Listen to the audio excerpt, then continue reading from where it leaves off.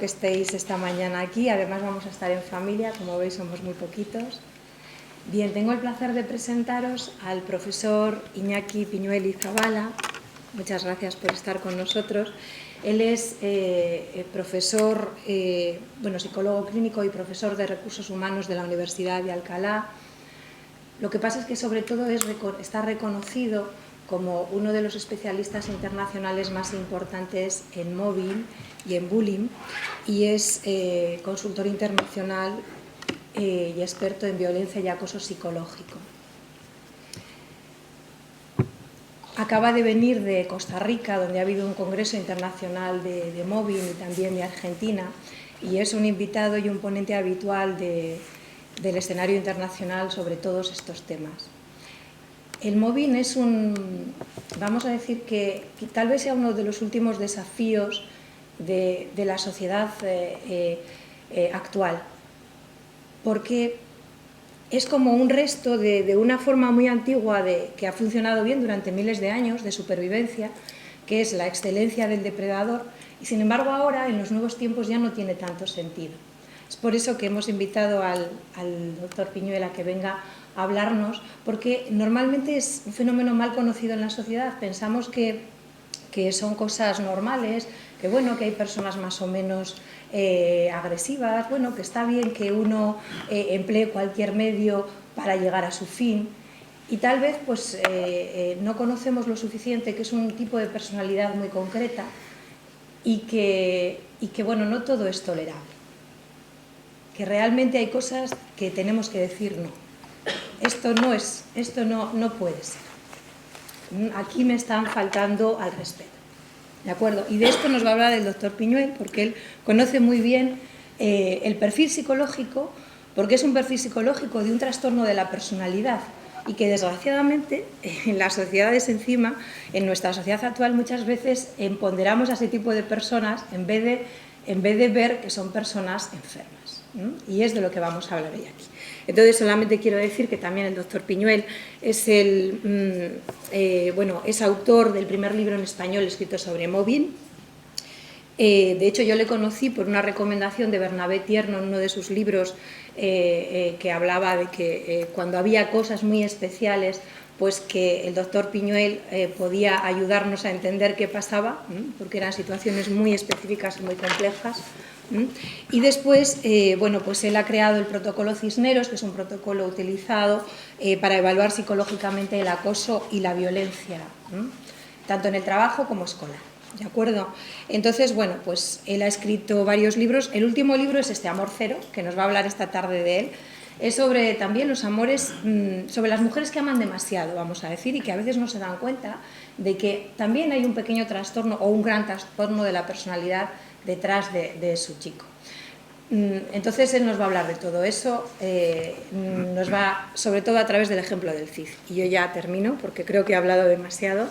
Le vamos a dar un aplauso, si os parece, a los doctor. Gracias. Bien, creo que se escucha bien así, ¿sí? Sí. Bien.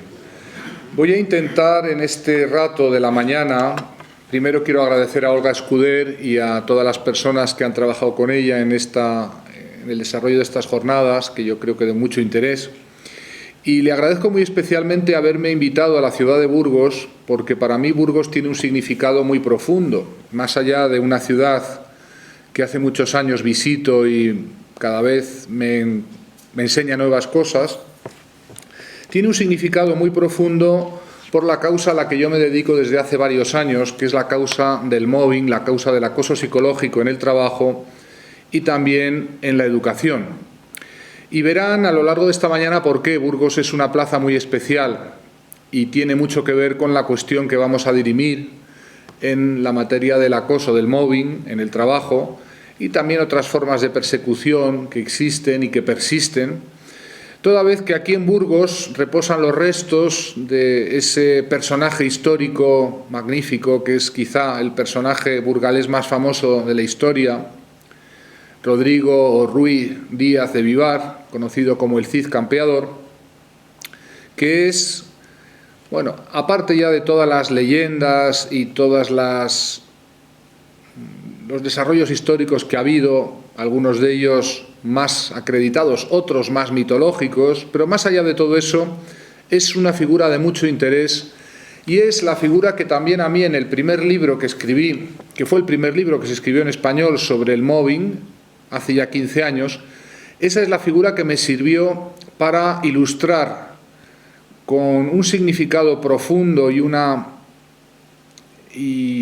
vivencia que casi todos los, no ya españoles, sino todas las personas de habla hispana a lo largo del mundo han conocido en algún momento, si es algo que se puede hablar universalmente en materia del CID, todo el mundo conoce lo que le pasó, cómo vivió, y eso vamos a ver también cómo se puede utilizar para ilustrar las estrategias para hacer frente, enfrentar las situaciones de acoso.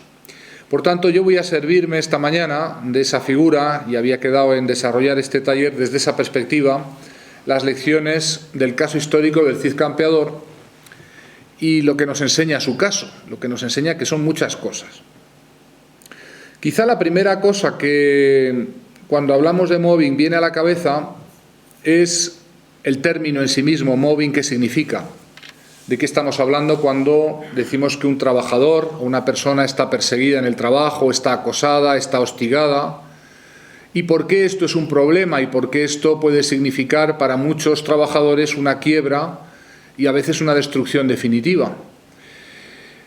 Y una de las primeras cosas que se escuchaba hace 15 años cuando yo escribí este primer libro es que esto existió siempre, ¿no? Los más viejos del lugar nos decían, bueno, Piñuel, esto que tú ahora nos estás contando con este término anglosajón mobbing, esto es algo que siempre había existido, ¿eh?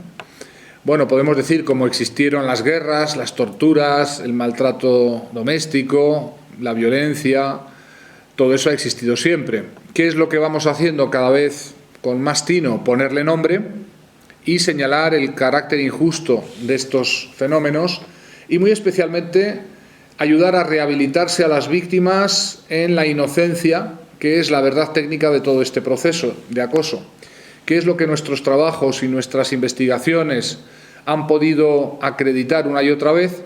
Pues que todos esos trabajadores perseguidos en el mundo del trabajo no han hecho nada. Las versiones que corren sobre ellos son versiones míticas, como veremos también esta mañana, corrieron en su día en la vida del Cid Campeador, y suelen servir a los propósitos perversos de quienes en algún momento han decretado la persecución de ese trabajador o de esa trabajadora por la sencilla razón de que ésta y su buen hacer, su profesionalidad, resultan amenazantes para aquel que instiga el proceso.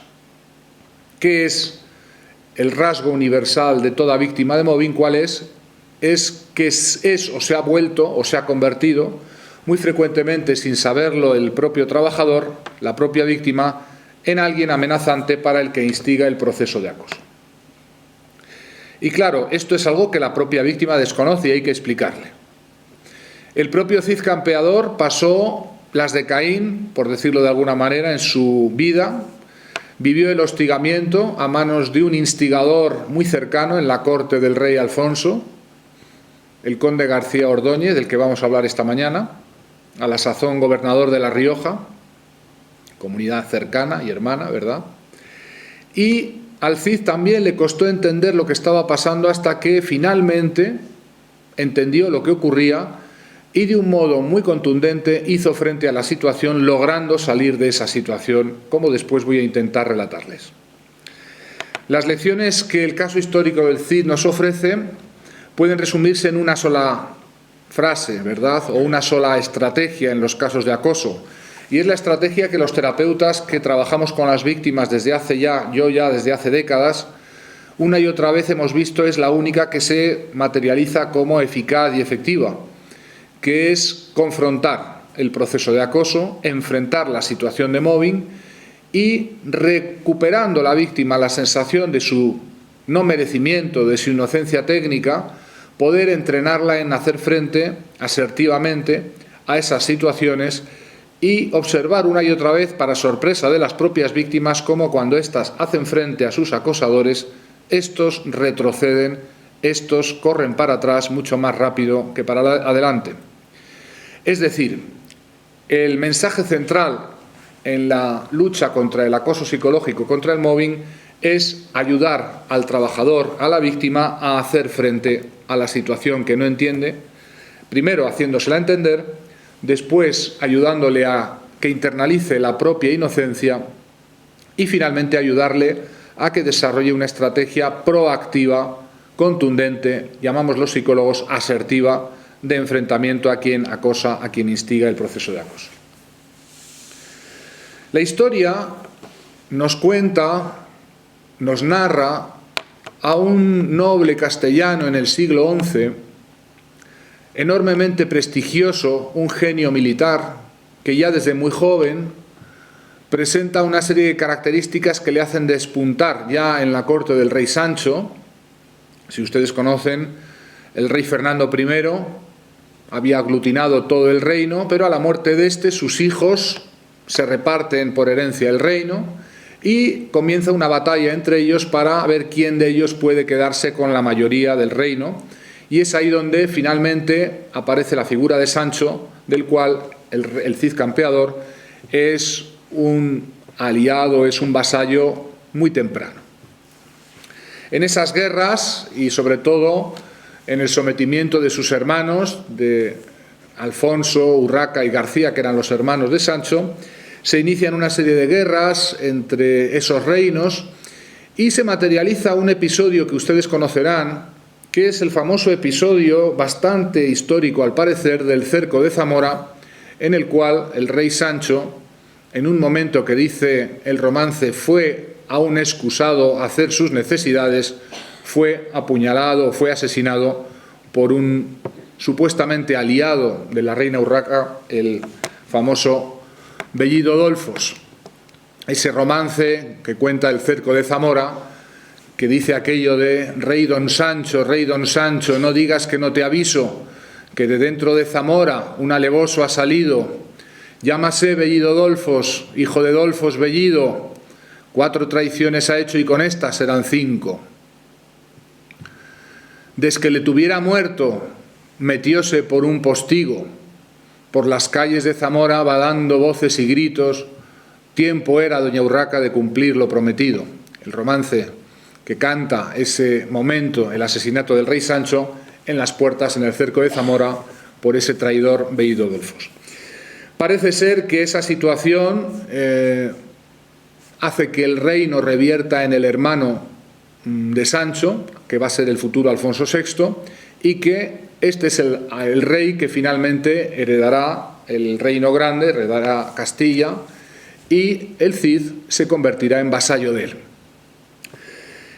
El relato histórico nos sigue contando cómo en aquella época, estamos hablando del siglo XI, los reinos cristianos, aunque de alguna manera están replegados sobre el norte, ejercen un dominio y un vasallaje de facto sobre las taifas, los reinos taifas moros del sur, y estos reinos pagan lo que se llama unos tributos, o también llamados pactum o pechos, o parias también, según la terminología, y hay ciertos nobles, los de máxima confianza del rey, que son enviados a cobrar esos tributos o esos pactos con esos reinos del sur, y entre esos nobles parece ser se encuentra como un noble de gran prestigio precisamente el Cid campeador, que ya en ese momento es vasallo del rey Alfonso.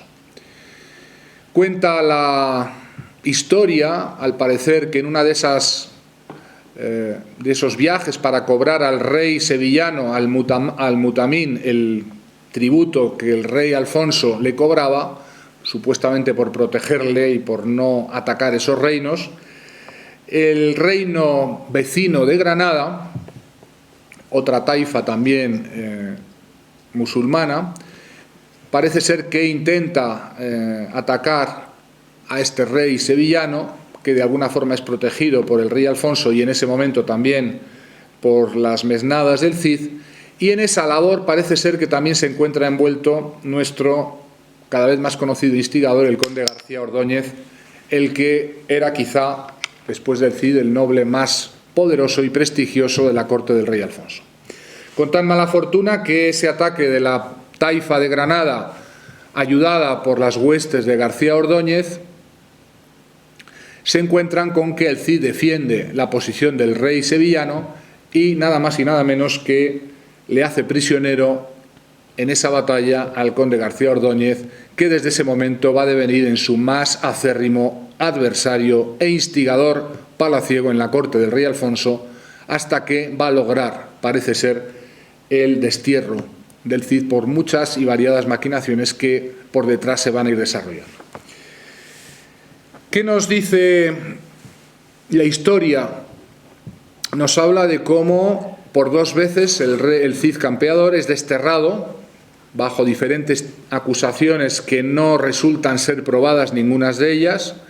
Una de ellas parece ser por haberse propasado en el castigo a las zonas aledañas a Toledo después de una racia que los musulmanes de ese reino realizaron sobre tierras de Soria.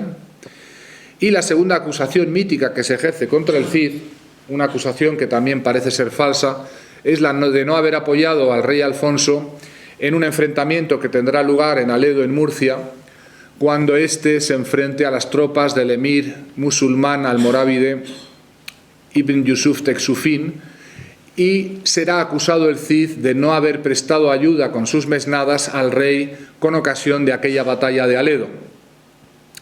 Estas acusaciones, que parece ser históricamente se demuestran como falsas y que son debidamente instigadas por el conde García Ordóñez y, digamos, la nobleza aledaña a este, son las que van a propiciar por 2 veces el destierro del Cid, y en la segunda vez, además, un destierro que incorporaba la expropiación de sus bienes y la necesidad que va a tener el Cid de internar a su familia, su mujer y a sus hijas, hacerlas ingresar para protección en el monasterio cercano a Burgos de Cardeña, que ustedes conocerán muy bien. Quien ha investigado muy bien la figura del Cid es, yo creo que el mejor especialista que nos puede describir y que describe en sus libros toda esta situación de persecución y de falsas acusaciones contra el Cid, es Gonzalo Martínez Díez, padre jesuita que investigó durante muchos años el reino de Alfonso VI, es un especialista en Alfonso VI y por ende un especialista en todo lo que tiene que ver con el Cid campeador. Y siguiendo a este autor, al que yo verdaderamente admiro, y es el que realmente me dio la clave para entender todo este mobbing que se practica contra el Cid, parece ser que queda claro que todas las estrategias que el Cid intenta para rehabilitar su nombre, para hacerse perdonar por el rey, hasta por 3 veces dice el padre Gonzalo Martínez Díez que envía pliegos de descargo a la corte castellana, rebatiendo todas las acusaciones que formularon sus adversarios contra él, pero nada de esto tiene efecto, ninguna de esas estrategias logran el perdón real, ni la rehabilitación de sus bienes, ni la cancelación del destierro, y esa situación se prolonga durante un cierto tiempo. Tengan ustedes en cuenta que desde el momento en que el Cid es desterrado de Castilla y tiene que partir con sus mesnadas, y además lo tiene que hacer habiéndose prohibido a todos los cristianos del reino de Castilla prestarle ayuda o apoyo bajo pena de muerte. Ese destierro se va a materializar en un aislamiento, en una persecución también a todos aquellos que con el Cid van a abandonar también el reino de Castilla, y les va a convertir en vasallos a la búsqueda de un señor que los emplee en las tareas propias de su oficio, que eran, por supuesto, las tareas guerreras. En una época que en España, estamos hablando del siglo XI, las guerras entre taifas, entre los propios reinos cristianos y también entre los propios reinos musulmanes son la tónica general, contar con un aliado, con un vasallo como el Cid, un genio de la estrategia militar, era algo esencial. Parece ser que el Cid inicialmente se ofrece a los reyes o a los condes o los reyes de los condados catalanes, Ramón Berenguer II, y no obteniendo esa posibilidad de contratarse o hacerse emplear por ellos, finalmente va a entrar al servicio del rey Taifa de Zaragoza, que entonces era el rey Al-Muqtadir y después su hijo Al-Muqtadín, y va a convertirse en un vasallo, en un mercenario a servicio de aquellos que finalmente le puedan dar ese cobijo o esa acogida. Cuenta la historia que a lo largo de esos años el Cid va a convertirse en una figura clave, sobre todo en las guerras que tienen que ver con la invasión almorávide. El emir musulmán Ibn Yusuf Texufín, que con más de 90 años entra en la península e intenta hacer una reconquista por segunda vez, o una, digamos, reconquista también desde el punto de vista de los almorávides, que quiere decir monjes, son unos especialmente observantes de la ley islámica, unos monjes que tienen origen en el sur de Marruecos. Yo he estado en la ciudad en la que nació Ibn Yusuf Texufín, es una figura muy conocida en Marruecos y es una figura clave para entender toda esta etapa de la Edad Media española y lo que sufrieron los reinos cristianos a manos de este también genio militar. Seguramente, dicen todos los que han estudiado la época, si no hubiéramos tenido a una persona, un personaje como el Cid en aquella época en España, la historia de España y el futuro de España hubiera sido muy diferente debido a esta potente armada que entraba en aquella época, que eran los almorávides, y que hacían frecuentemente incursiones llegando a Soria, al norte del Reino de León. No tenían ningún problema de entrar y salir prácticamente como Pedro por su casa. El único que fue capaz de frenarlos fue precisamente el Cid, y muy críticamente en aquellos lugares donde se estaba jugando el futuro de España, que era sobre todo en su parte más del Levante, en toda la zona de Valencia, Castellón, todos los reinos de Albarracín y toda la franja mediterránea. Es muy interesante ver cómo todas las estrategias que el Cid intenta para rehabilitar su nombre no tienen ningún resultado, y va a ser en un momento crítico cuando todo va a cambiar con ocasión de un cambio en la comprensión que hace el Cid de su situación, y precisamente ese cambio va a derivar en una estrategia de confrontación que él va a adoptar y que va a significar que sus adversarios, sus enemigos, finalmente ceden y finalmente se someten dentro de una estrategia de confrontación muy activa. Voy a intentar explicarles en qué consiste esto. Pero antes de esto, quiero avanzar un poquito más en lo que es la propia comprensión del mobbing. Cuando un trabajador es o se vuelve amenazante para alguien en el trabajo, lo es por algo habitualmente positivo.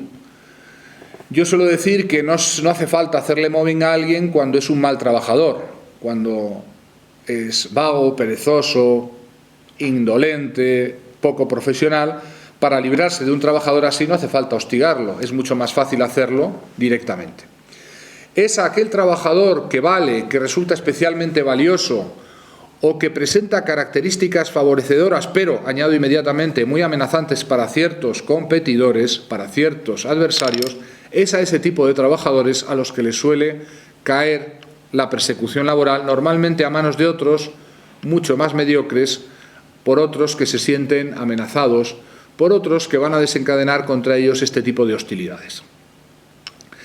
El trabajador que suele ser victimizado por el mobbing suele ser un trabajador especialmente válido, especialmente honesto, honrado, suele tener un desarrollo de carrera muy positivo, incluso a veces fulgurante, brillante, ascendente, suele ser frecuentemente felicitado por su buen hacer profesional, suele tener, desgraciadamente, en su haber numerosos adversarios que se sienten muy rápidamente amenazados por todo ese buen hacer, adversarios que comparten una característica única, que es que envidian el buen hacer, la buena actuación, la profesionalidad de ese que se va a convertir muy rápidamente en un adversario. Frecuentemente este tipo de trabajadores presentan capacidades extraordinarias que les llevan a no prestar excesivo cuidado a las labores políticas, palaciegas, a las conspiraciones, y por tanto van con una actitud un tanto ingenua, un tanto confiada, un tanto de no pensar en el mal, en el mundo, o no querer creer que esto exista. Y esto pues les granjea desgraciadamente las peores consecuencias, porque para cuando quieren darse cuenta de la persecución en que están incursos, suele ser demasiado tarde y ya los primeros daños psicológicos aparecen. El trabajador que va a convertirse en víctima de acoso suele ser un trabajador, como digo, válido, brillante, intachable, pero que, voy a subrayar a continuación muy rápidamente, a base de ser perseguido y hostigado, va a perder la seguridad en sí mismo, va a entrar en dubitación, va a perder la autoestima y va a empezar a modificarse a la baja su propio desempeño profesional. Es decir, el hostigamiento, el acoso que va a sufrir mediante diferentes estrategias, vamos a verlas ahora, y el daño que le va a infligir ese acoso, van a producir una sensación extraña de que tienen razón aquellos que le acusaban desde el inicio de no ser un buen trabajador, un trabajador válido. Es decir, les va a producir un efecto óptico, una ilusión que puede contribuir al agravamiento y que suele contribuir al agravamiento, porque puedan empezar a ver que efectivamente no se enteran, tienen problemas para desarrollar su trabajo, no se acuerdan bien, están agotados, están mentalmente exhaustos y, claro que sí, empiezan a tener dificultades para hacer igual de bien que siempre la tarea que siempre habían hecho y, por tanto, empiezan a dar la razón a sus enemigos, a sus adversarios, cuando les imputan ser trabajadores inválidos, trabajadores que no sirven, que no merecería seguir contando con ellos en la organización. Todo esto no se consigue por arte de magia. El hostigamiento psicológico, el acoso psicológico, el mobbing, no es una violencia física, suele ser una violencia extrema, pero no debido a que la agresión sea una agresión puntualmente muy extrema, sino que ese carácter extremo viene de la repetición de actuaciones que aisladamente pudieran parecer anodinas, triviales, pero que de forma acumulativa, repitiéndose en el tiempo en un entorno escapable como es el entorno laboral, van a generar en el trabajador que es victimizado por este proceso una quiebra en su resistencia psíquica, una merma en su autoestima. Poco a poco, como la tortura del gota a gota, un trabajador válido, incluso brillante, va a ir perdiendo pie, va a ir entrando en una quiebra emocional, en duda de sí mismo, empieza, por supuesto, a generar somatizaciones, es decir, la conversión psicosomática de toda esa vivencia traumática en síntomas muy físicos, que dan pie a enfermedades, digamos, muy físicas y nada psicológicas, pero que tienen origen en el hostigamiento y en esa transformación o conversión psicológica. En el caso del CID, el relato histórico y la crónica de Rodrigo, la historia Roderici, nos cuenta, o nos da pie a pensar, según el padre Martínez Díez, que el CID atravesó por dificultades psicosomáticas que le acompañaron prácticamente hasta el final de su vida y que le llevaban frecuentemente a estar enfermo. Esas dificultades psicosomáticas, las víctimas no las atribuyen nunca al hostigamiento que sufren porque no entienden generalmente lo que les está pasando, y de ahí que somaticen, es decir, que conviertan en un problema psicosomático el acoso. Cuando el daño psicológico avanza, las personas entran en una incapacidad creciente para hacer su trabajo que habitualmente les lleva a una baja laboral, que al principio es intermitente y que suele terminar haciéndose de larga duración y a veces incluso una baja laboral definitiva. Una baja laboral que le lleva a la víctima de mobbing a perder lo que llamamos la empleabilidad, es decir, la propia capacidad de trabajar. El caso de la víctima de acoso es el caso de un trabajador o de una trabajadora que no entiende muy bien lo que le está pasando, que cuando lo entiende suele ser demasiado tarde, a veces incluso después ya de una salida de la organización, o bien de una salida voluntaria porque no aguantando más piden la cuenta y se van, o bien también por un despido para el que se ha fabricado una serie de características de un modo artificial y que va a presentarse ante la opinión pública como necesario. El hostigamiento va a producir una alteración en el desempeño de la víctima y esa alteración se va a presentar como causa objetiva para eliminar limpiamente a la víctima de su lugar de trabajo. Esto le hacía decir al profesor Lehmann, verdadero pionero inicial mundial del mobbing, cuando él acuña el término mobbing y define por primera vez en qué consiste, él inmediatamente añadía aquello de que el mundo del trabajo es el último campo de batalla en el que alguien puede matar a otro sin correr el más mínimo riesgo de ser llevado ante un tribunal. Y esta frase, que puede parecer dura y exagerada, precisamente recoge bastante bien cómo toda esta labor de hostigamiento puede perfectamente eliminar limpiamente, bajo otra apariencia o bajo otra justificación, a ese que es o se ha convertido en mi adversario y al que quiero quitar de en medio por alguna razón. Es muy difícil que los casos de mobbing lleguen a ser percibidos como verdaderos casos de acoso y la mayor parte de los verdaderos casos de mobbing pasan por un proceso de distorsión. Se dice que es un desencuentro personal, se dice que es incompatibilidad de caracteres, se alega que si es estrés laboral, se dice que si son problemas de liderazgo, que si faltan habilidades sociales, que si son estilos de mando inapropiados, que es falta de experiencia en la dirección, o que es una tensión puntual o coyuntural, o directamente se le imputan a la víctima problemas psicológicos, familiares, personales, que supuestamente causarían el daño que está manifestándose en el mundo del trabajo. El caso habitual de mobbing es un caso clandestino, es un secreto a voces. Todo el mundo sabe lo que está pasando, pero no se reconoce de un modo abierto y muchas veces ni siquiera la propia víctima entiende lo que le está pasando. La propia víctima de mobbing pasa por un proceso de trivialización y banalización, lo mismo que pasan otras muchas víctimas de otras violencias. ¿Recuerdan aquello que se hizo popular de mi marido me pega lo normal? Lo mismo ocurre en el trabajo cuando muchos trabajadores dicen aquello, mi jefe me hostiga lo normal, mis compañeros me putean lo normal.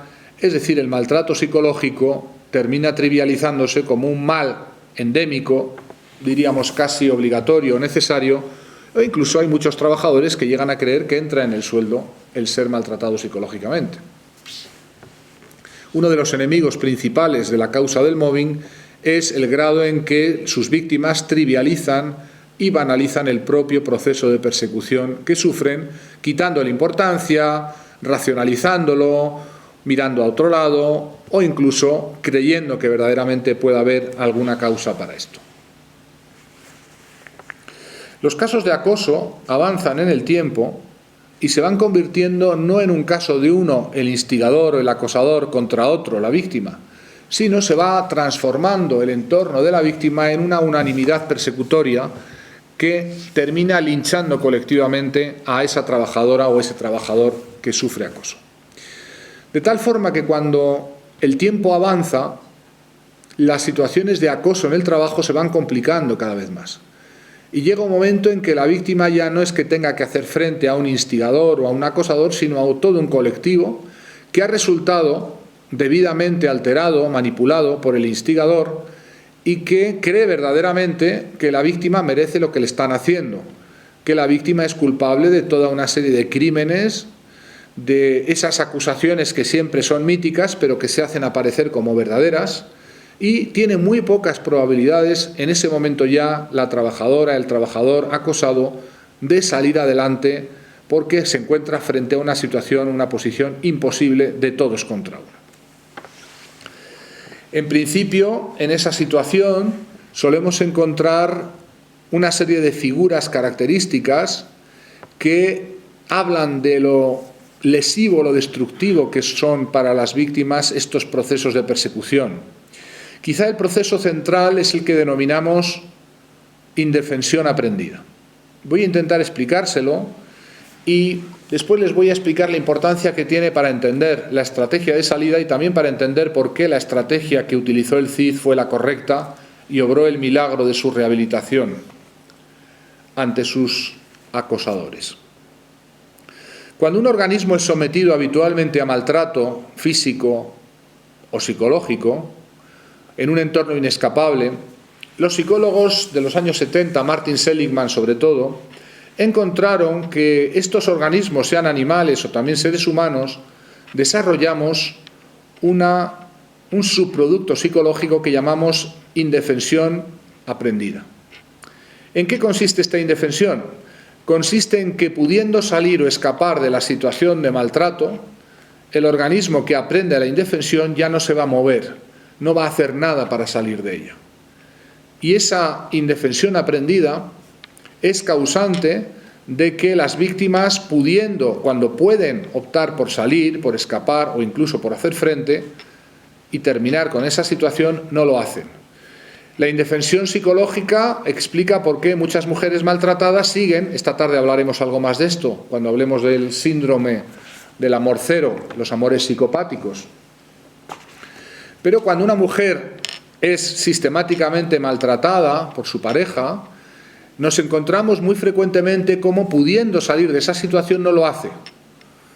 Y muchas veces quienes atienden y acompañan a las mujeres maltratadas no entienden ni les pueden explicar correctamente de dónde viene esta incapacidad o esta situación de no salir, y no es más y menos que la indefensión que han aprendido a base de ser maltratadas. La reiteración en el maltrato en un entorno inescapable, como puede ser el mundo del trabajo, donde hay que ir a trabajar, no puede uno dejar de ir a trabajar. O también en el mundo escolar, problema que hemos investigado igualmente, el mundo del bullying, del acoso escolar o del acoso y la violencia escolar. Cuando el niño tiene que ir al colegio y sabe que al llegar allí se va a encontrar con el hostigamiento, el acorralamiento, las intimidaciones, las burlas, el señalamiento de sus compañeros. En estos entornos donde la violencia se ejerce y además no hay forma de devolverla, no hay forma de eludirla, evitarla, y no queda más remedio que sufrirla paralizadamente o de un modo inerme, en esas situaciones el organismo aprende la indefensión y luego va a costar mucho desaprenderla. Y de hecho el núcleo del tratamiento psicológico de las víctimas de cualquier proceso de acoso precisamente va a consistir en romper esta indefensión. Todos los psicólogos que trabajamos con víctimas de acoso nos esforzamos no tanto en que ganen sus casos, sus juicios, sus situaciones, sus denuncias, eso pertenece a otro orden, está bien que lo hagan y es justo que lo hagan, si es posible, pero lo que es interesante desde el punto de vista de la rehabilitación es ver cómo le devolvemos a la víctima la sensación de control sobre su vida. Ver cómo le devolvemos a la víctima la sensación de que pueden hacer algo, de que tienen opciones, de que tienen la capacidad de tomar el protagonismo en su propia salida del problema del acoso que están sufriendo. Y esta ruptura de la indefensión obra el milagro de la estrategia de confrontación, lo que llamamos la asertividad. Pero si no se rompe la indefensión, si no quebramos esta sensación de descontrol, de que ya no tengo ningún tipo de dominio instrumental sobre mi vida, no se puede exigir ni se puede pedir efectivamente que la víctima se haga cargo y salga adelante. De hecho, la madre de todos los problemas psicológicos que surgen en torno a los casos de mobbing es esta indefensión aprendida, que conduce al cuadro de estrés postraumático, del que también hablaremos después, conduce a las depresiones, conduce a los problemas de ansiedad, conduce a las somatizaciones. Es decir, estamos hablando de un verdadero problema generador de multitud de problemas que después a veces se agravan, complican la vida de la víctima y a veces, desgraciadamente, también terminan con la propia vida de la víctima. Quizá el cuadro más habitual que sufren los trabajadores acosados es un cuadro que es también al mismo tiempo el menos diagnosticado por el desconocimiento de los médicos, psicólogos y psiquiatras que suelen atender a las víctimas de acoso. El cuadro de estrés postraumático, que es un cuadro descrito ya desde la Primera Guerra Mundial, se le llamaba entonces neurosis de guerra, era el cuadro que aquejaba a los soldados que volvían de las trincheras, de las terribles experiencias que habían hecho en las guerras en las que habían participado. El cuadro de estrés postraumático es un hematoma psíquico, es un cuadro de algo que el ser humano no puede digerir porque no está preparado para sufrir ciertas experiencias de amenaza para su vida o su integridad. Un cuadro de estrés postraumático es quizá uno de los peores, si no el peor cuadro psicológico que un ser humano puede atravesar en su vida. Cursa con una vivencia continua de alerta, de amenaza, con una tristeza profunda, invasiva, recurrente, la depresión reactiva. Suele presentar mecanismos de disociación y la aparición de visualizaciones frecuentes, lo que llamamos flashbacks. La víctima pasa una y otra vez en su mente la película de los sucesos de maltrato y los vuelve a revivir emocionalmente. La vivencia de terror, que le hizo al propio Lehmann traducir al alemán mobbing como psicoterror, porque la vivencia psíquica del trabajador que sufre mobbing es el terror. La dificultad de trabajar en la actividad, en el proyecto, en el tipo de profesión en el que se encuentra el acosado. El deterioro en las funciones intelectuales, el embotamiento intelectual, la pérdida de memoria, sobre todo la memoria a corto plazo. La pérdida de la capacidad de concentración. Las víctimas no siguen el hilo, se pierden, se les va la cabeza, se les va la olla. La pérdida de la capacidad de experimentar alegría, lo que llamamos la anedonia, que es un síntoma muy peligroso porque conduce a la ideación suicida. A quien sufre el cuadro de estrés postraumático ya nada le llena, nada le alegra, nada le refuerza, y esto es una situación muy peligrosa que hay que monitorizar.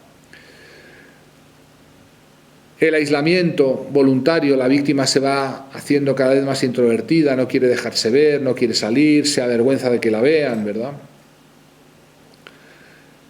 La insensibilidad, lo que llamamos una especie de actitud de pasotismo, de indiferencia, un tanto cinismo, es decir, el acorchamiento emocional respecto a los demás. Nuclear también en el estrés postraumático es la irritabilidad, cómo este cuadro terrible se proyecta en las relaciones familiares contra la pareja y los hijos, sobre todo, que son los que sufren secundariamente las iras del trabajador victimizado, que no son más que una de las manifestaciones más habituales del daño postraumático. Todo les irrita, todo les enfada, cualquier cosa es un mundo, todo es una hiperreacción y es porque, técnicamente hablando, se encuentran en carne viva. La irritabilidad que les lleva también a una hipersensibilidad a la crítica, cualquier cosa que se les dice produce una reacción extraordinaria. Y también la hipervigilancia, que es esa sensación de paranoia que tienen las víctimas, de no poderse fiar de nadie, de ver en todos los lugares peligros, de no creer en las intenciones buenas, intenciones de los demás. Todo esto configura una vivencia terrible, una de las peores vivencias psicológicas de un cuadro muy poco conocido, muy poco diagnosticado, el cuadro de estrés postraumático, que además, deben saberlo ustedes, es uno de los pocos cuadros que en psicología no remiten espontáneamente con el paso del tiempo. El paso del tiempo no cura a nadie de un cuadro de estrés postraumático, simplemente lo cronifica y da origen a lo que llamamos cambios permanentes en la personalidad. Las personas que sufren durante un cierto tiempo el estrés postraumático y lo cronifican, terminan siendo diferentes a como eran, terminan generando cambios en sus patrones de personalidad que ya les van a acompañar a lo largo del resto de su vida. Es decir, el daño se instala, se cronifica y hace que una persona pierda parte de las características de cómo era hasta entonces. Hay una serie de factores explicativos del mobbing que yo les voy a repasar. Básicamente hay 8 grupos de factores que sabemos están relacionados con la aparición de casos de mobbing. Aquí tienen el primero de ellos, que es el secreto en el hostigamiento, lo que es la clandestinidad. El mobbing es un problema que existe, pero se vive de un modo clandestino. Las organizaciones reconocen en abstracto que existe el mobbing, pero jamás reconocen que exista el mobbing dentro de su seno. Muy pocas veces tenemos organizaciones proactivas que se atrevan a darse esa mala noticia o incluso que se atrevan a medir qué trabajadores refieren ser maltratados. Y por lo tanto, es un problema clandestino. es algo que está ahí pero que no está a la vista de. El segundo factor es cómo la víctima entra en indefensión y esto paraliza a la víctima. No olvidemos que una víctima que está en indefensión aprendida, que ha entrado en la indefensión que les he explicado, se queda quieta y ya no hace nada ante el hostigamiento. Y eso va muy bien para los acosadores, que ven de ese modo reducidas las posibilidades de que se les haga frente, y en ese sentido la víctima se convierte en víctima propiciatoria.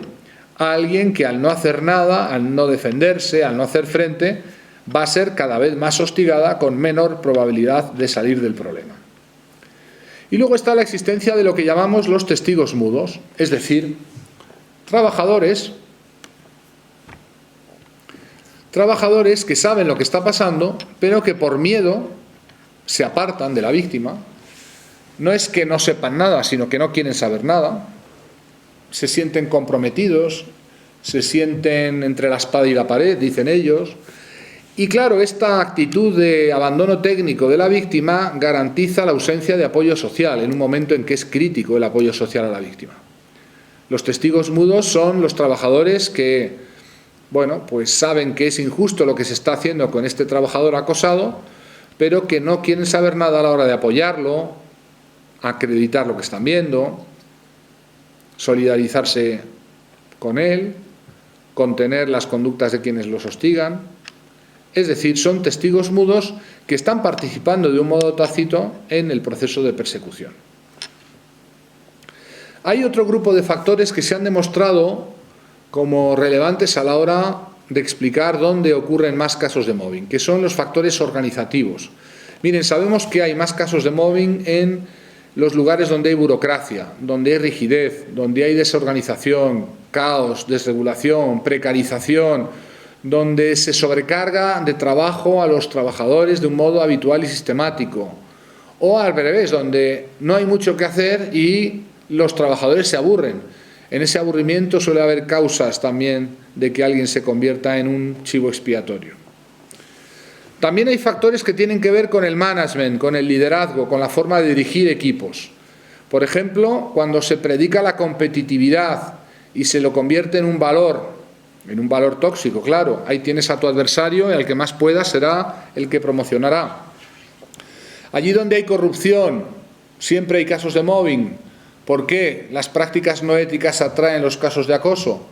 Porque siempre hay alguien que no quiere participar en ellas, que no quiere enjuagar, que no quiere corromperse, o siempre hay alguien que al no corromperse se va a convertir, porque conoce los desmanes, conoce lo que está ocurriendo, en una potencial amenaza.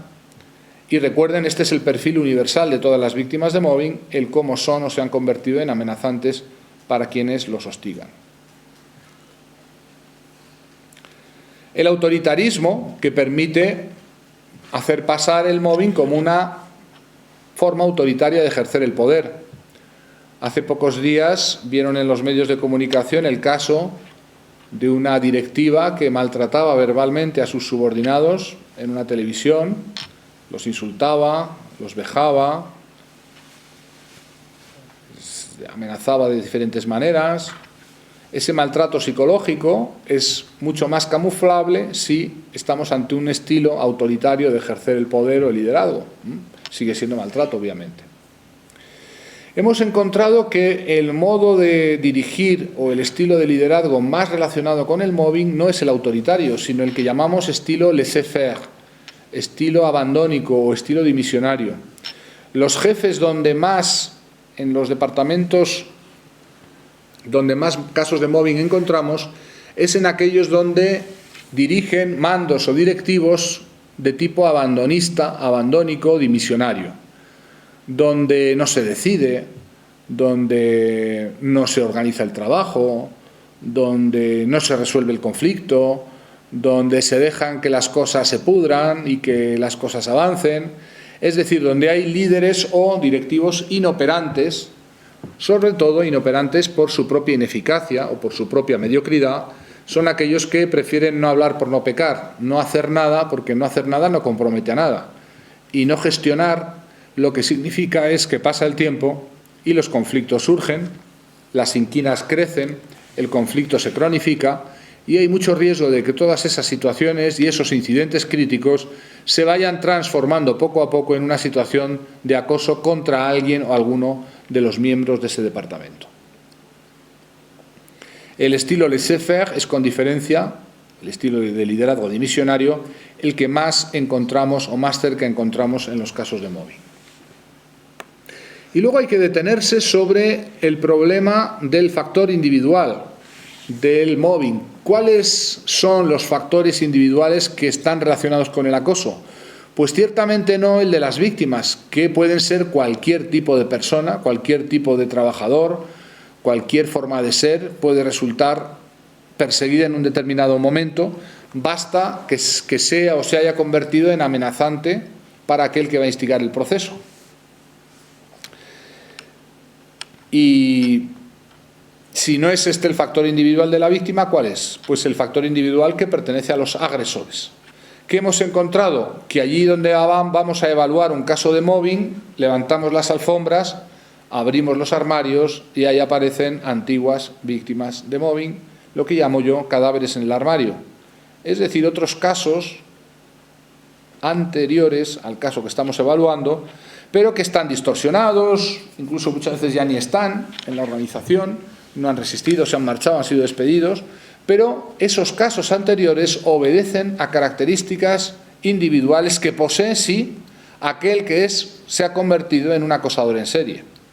Y claro, para ser un acosador en serie no vale cualquiera, hace falta valer, que se dice, ¿no?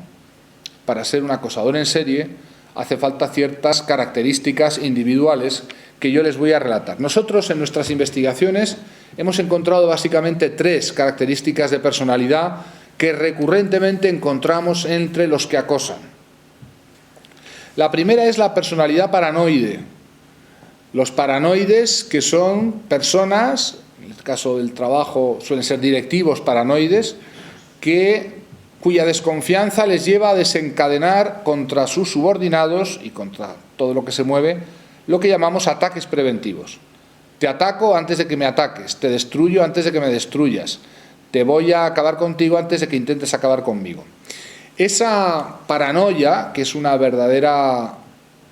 verdadero delirio que viven ciertas personas, convierte a la víctima en un target, en un objetivo, no por nada que haya hecho, sino por algo que está en la cabeza del que acosa y que no hay forma de quitar porque pertenece a un delirio. Luego estamos encontrando detrás de los casos de acoso en serie personalidades psicopáticas, es decir, lo que llamamos psicópatas integrados, de los que vamos a hablar también esta tarde cuando hablemos del síndrome del amor cero, porque es el mismo colectivo. Simplemente los psicópatas integrados en el mundo de la relación de pareja van a destruir a su pareja, en el mundo del trabajo van a destruir a sus víctimas. Son los mismos tipos, pero manifestando su grado de destrucción en diferentes ámbitos.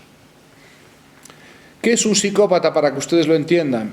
Un psicópata es una persona completamente normal, si no fuera porque no presenta emociones, carece por completo de remordimientos, nada le genera miedo ni malestar, y sus únicas emociones, si puede llamársele así, son la ira, la venganza, es decir, la agresividad manifiesta contra aquellos a los que quieren depredar y contra los que van a utilizar cualquier tipo de estrategias. Un psicópata organizacional, cuando entra en la organización, tiende a ascender muy rápidamente y a llegar muy arriba. Si hay un sitio donde podemos encontrar psicópatas es en la cúpula de las organizaciones. ¿Por qué? De todas las organizaciones empresariales, organizaciones sindicales, organizaciones políticas, organizaciones religiosas, ONGs, es decir, lugares donde encontramos mucho más frecuentemente arriba en la pirámide organizativa a estos individuos. La sencilla razón es que son o están muy motivados por la ambición, por llegar muy rápidamente arriba y desde ahí poder manejar todo a su antojo. Como además tienen enormes habilidades de manipular, para manipular a los demás diciéndoles lo que quieren oír, copiando y pegando sus deseos, copiando y pegando sus anhelos. Lo vamos a ver esta tarde cuando hablemos del bombardeo, de las primeras fases que utilizan los psicópatas en las relaciones de pareja para bombardear de amor y bombardear a su víctima y finalmente copiar las características de la víctima y pegárselas en una especie de máscara o fachada, después lo veremos. En el mundo del trabajo es igual. Un psicópata es el amigo de todos los niños, es un directivo encantador del que todo el mundo habla bien, pero que encubre una enorme capacidad de manipulación que va a sustanciarse después en la destrucción de todos aquellos que son amenazantes para su posición. La personalidad psicopática, que puede ser de diferentes tipos, maquiavélicos, hay lo que llamamos el alpinista laboral, el trepa, tiene también una característica central o nuclear. La personalidad psicopática presenta rasgos muy fuertes de narcisismo, es decir, un sentimiento profundo de inadecuación, pero que pretenden compensar con un plus de arrogancia, de prepotencia, una actitud un poco chulesca, que da la sensación que produce el espejismo de creer que esa persona va sobrada de autoestima, lo cual es falso. El narcisista que puede ser un psicópata, no hace falta ser psicópata, siempre puede haber una personalidad narcisista, pero lo que sí es cierto es que todos los psicópatas presentan una personalidad narcisista, y eso es interesante de saber. Los que vamos a denominar y están aquí aparecen como personalidades narcisistas son como la madrastra del cuento de Blancanieves, que yo he utilizado en varios de mis libros ya para ilustrar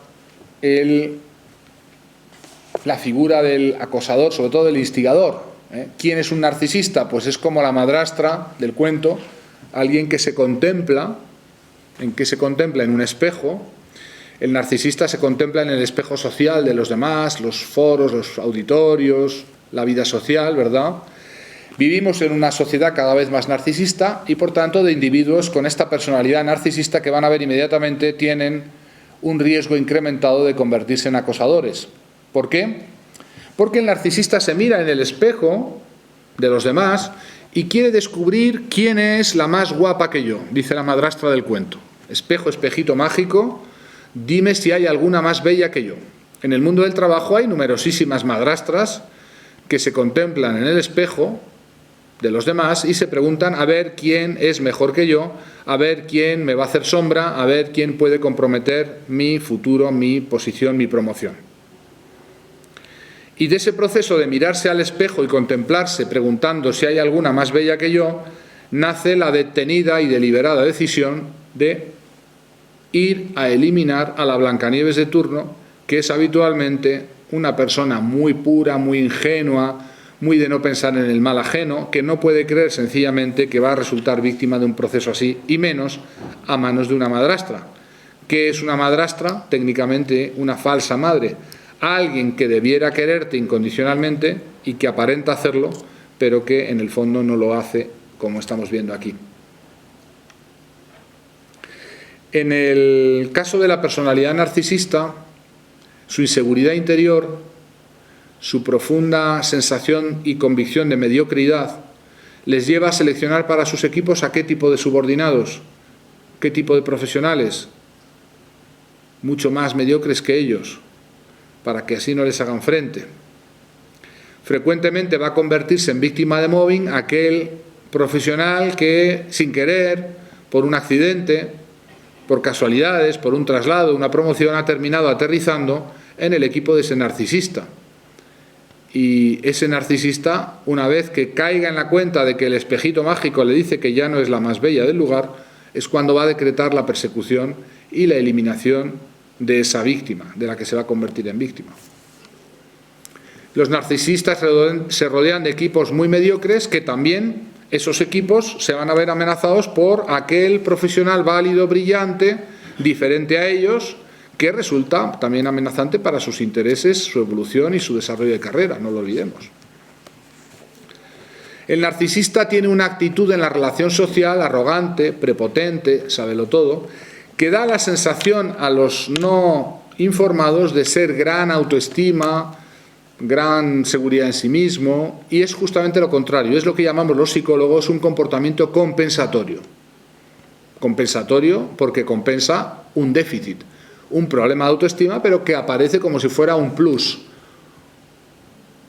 un ir sobrado de autoestima.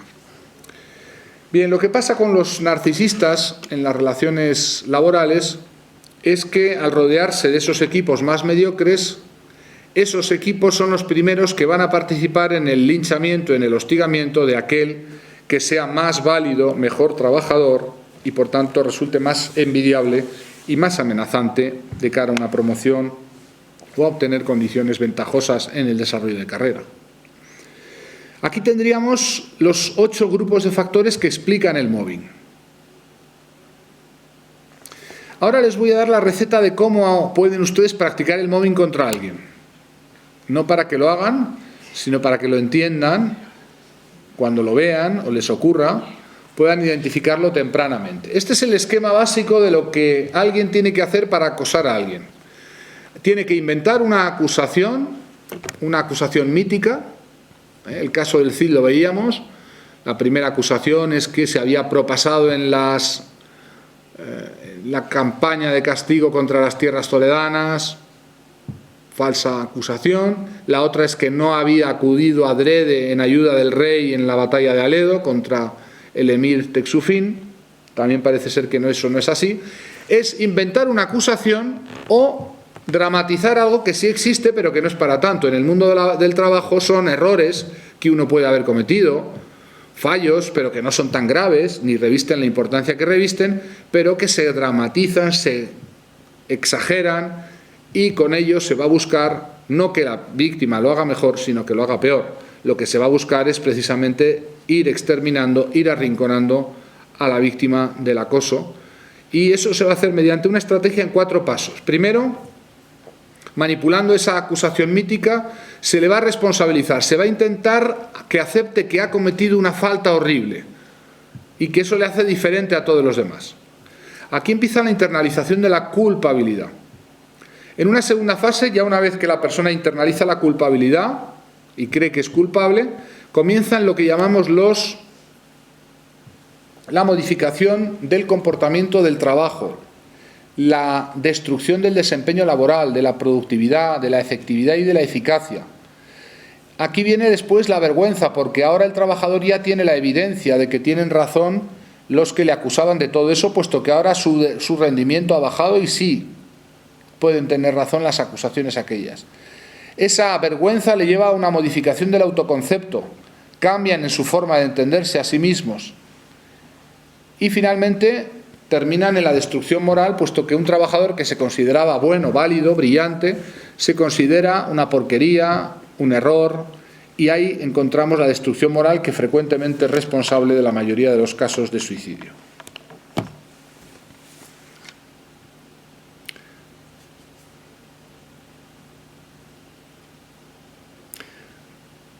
En España, 1 de cada 10 trabajadores señala sufrir mobbing en los últimos 6 meses y un 20% padece conductas de violencia psicológica, física recurrentes y habituales en su trabajo. Son datos de los barómetros Cisneros que yo dirijo. ¿En qué se materializa el acoso? ¿Qué tipo de conductas son habituales? Claro, podemos decir, es la capacidad que tiene un acosador de inventar formas de hostigar casi puede ser infinita. Tan creativa puede ser su mente perversa. Estas son las que son más frecuentes o habituales en nuestros estudios, encontrarlos.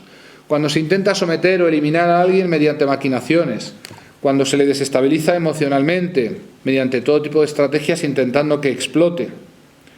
Se le ataca sistemáticamente criticando todo cuanto hace en el trabajo, nada hace bien, todo está al revés. Cuando se la maltrata mediante amenazas, gritos o insultos para minar su resistencia psicológica y menoscabar su dignidad. Cuando se deteriora deliberadamente el rendimiento laboral de un trabajador, se deteriora para presentarlo como inválido, para intentar forzar una salida. Cuando se le induce deliberadamente, intencionalmente, a cometer errores. Se le da información falsa, se le permite que haga un reportaje, alguna cosa, y después se le acusa de que ese reporte o ese trabajo está mal, los datos son incorrectos, etc. Cuando se inventan acusaciones falsas y se divulgan, se difunden, se le induce intencionalmente a cometer errores, se lanzan calumnias, radio macuto, leyendas de pasillo. Cuando se intenta que la persona se vaya coaccionándola, amenazándola, te va a ser mejor que te vayas, si no te vamos a hacer la vida imposible, etc. Cuando se destruye la salud física o psicológica minando la autoestima y la confianza de un modo reiterado, cuando se le aísla o se le prohíbe comunicar con los demás, o a los demás se les prohíbe comunicar con la víctima, cuando se le deja sin nada que hacer durante periodos largos, induciéndole a un daño formidable, o al revés se le sobrecarga sistemáticamente para forzarla a un fracaso, ya que no llegue a terminar nunca ningún trabajo, cuando se envenena el entorno de trabajo, cuando se lleva a que los trabajadores del entorno de la víctima la odien, se altera o se manipula esa relación a través de la divulgación interesada de información falsa o sesgada. Aquí tienen ustedes ejemplos concretos de en qué se materializa el mobbing. ¿Está? Bien. Hay una serie de mecanismos que yo llamo fenómenos extraños, pero habituales en el mobbing, poltergeist se llaman, ¿no? Fenómenos extraños. No tan extraños, lo van a ver inmediatamente. El mecanismo del chivo expiatorio, que es un fenómeno habitual y central y nuclear para entender lo que es el acoso. ¿De qué estamos hablando cuando decimos que las víctimas de mobbing suelen convertirse en los chivos expiatorios de referencia de sus grupos? Estamos hablando de que el grupo, el entorno organizativo, va a tomarlos como integradores negativos, es decir, los responsables universales de todo lo que funciona mal, de todo lo que no sale bien, de todos los problemas de relación, de todo cuanto acontece en ese departamento o unidad. El responsable último va a ser el chivo expiatorio, es decir, alguien al que se le va a imputar causar todos esos males.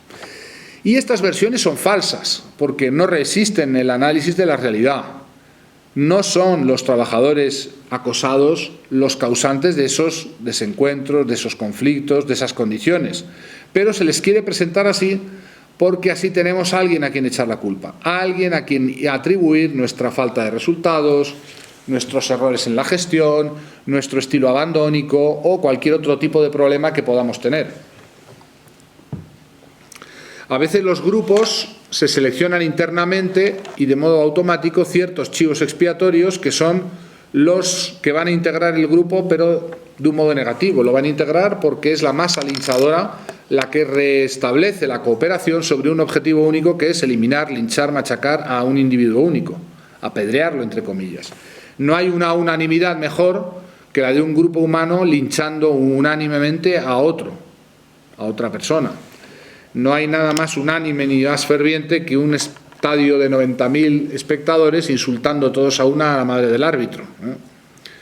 Ese tipo de unanimidades parece que genera o federa algún tipo de solidaridad o de cooperación, pero es una cooperación montada sobre lo falso.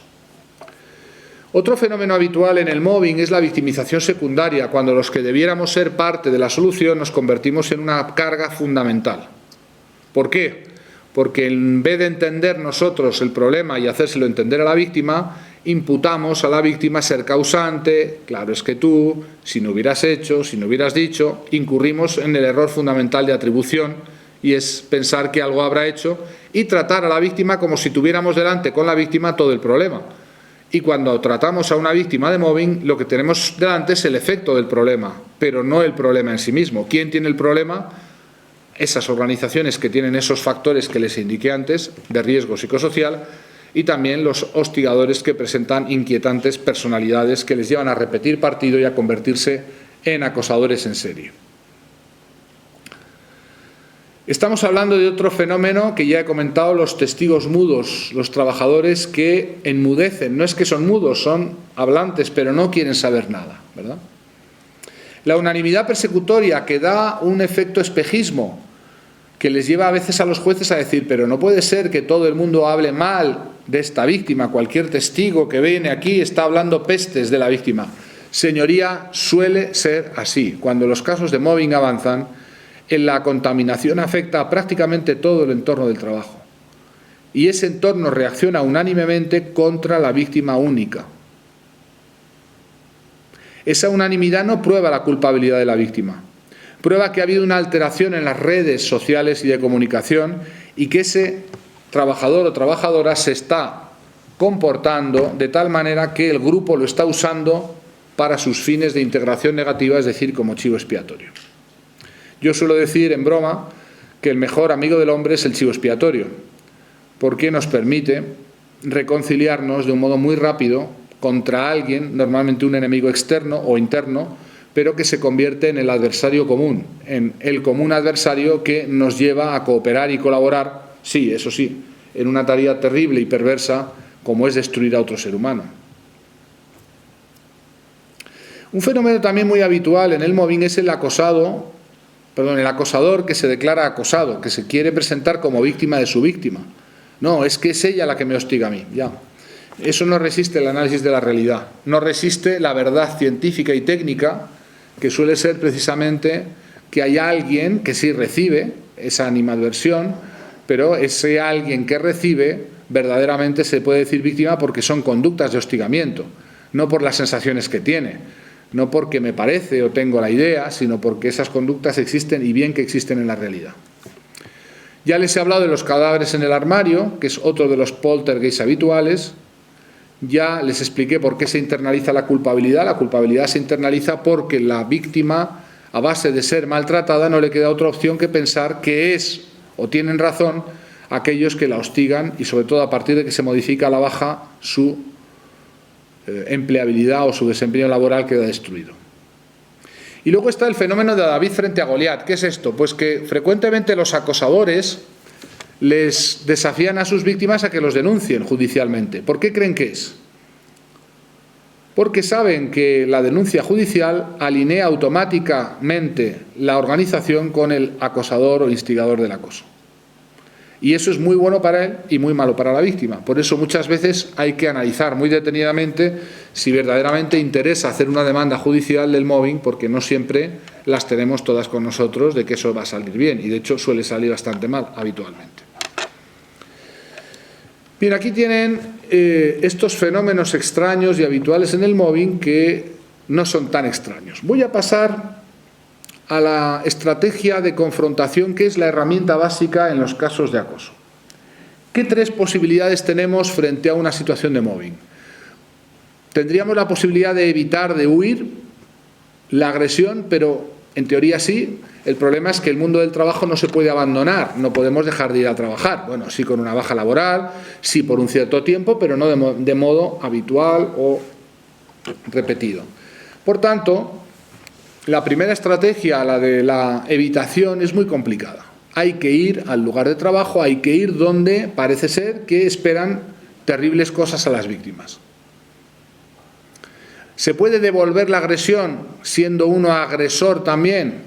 Complicado, porque dentro de una organización hay un régimen sancionador y muchas veces lo que está haciendo el acosador es instigar la respuesta, la reacción, la hiperreacción de la víctima para que ésta cometa el error estratégico para que finalmente sea laminada, despedida limpiamente, procedentemente, con un coste cero indemnización, y a veces desgraciadamente lo consigue.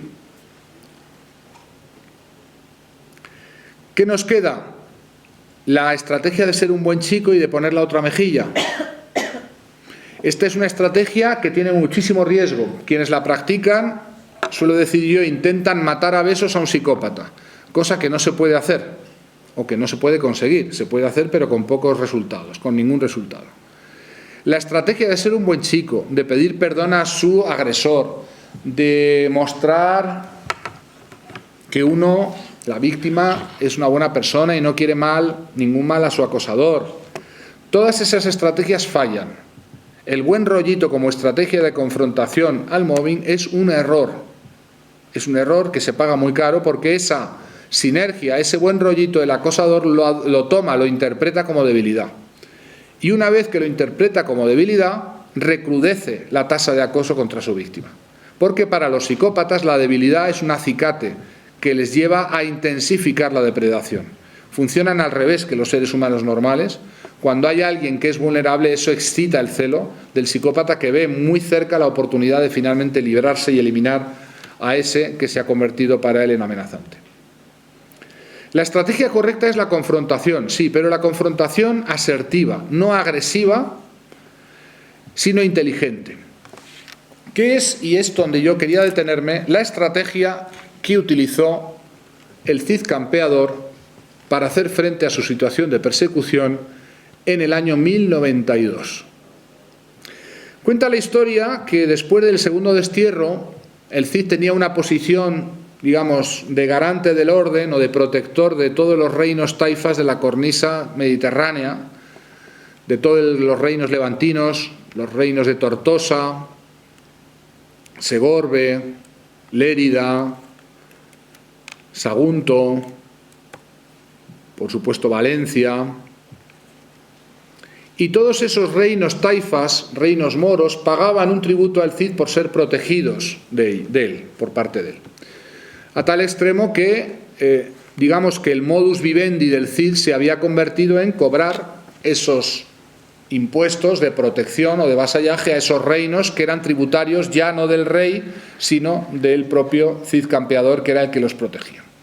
Parece ser que en el verano de 1092, en una más estrategia de hostigamiento contra el Cid, el rey Alfonso VI, parece ser que instigado de nuevo por el conde García Ordóñez, se va a dirigir sobre todos estos reinos tributarios del Cid para intentar arrebatarle al Cid su modus vivendi y obligarles a pagarle las parias al reino cristiano, al reino castellano que regentaba Alfonso VI.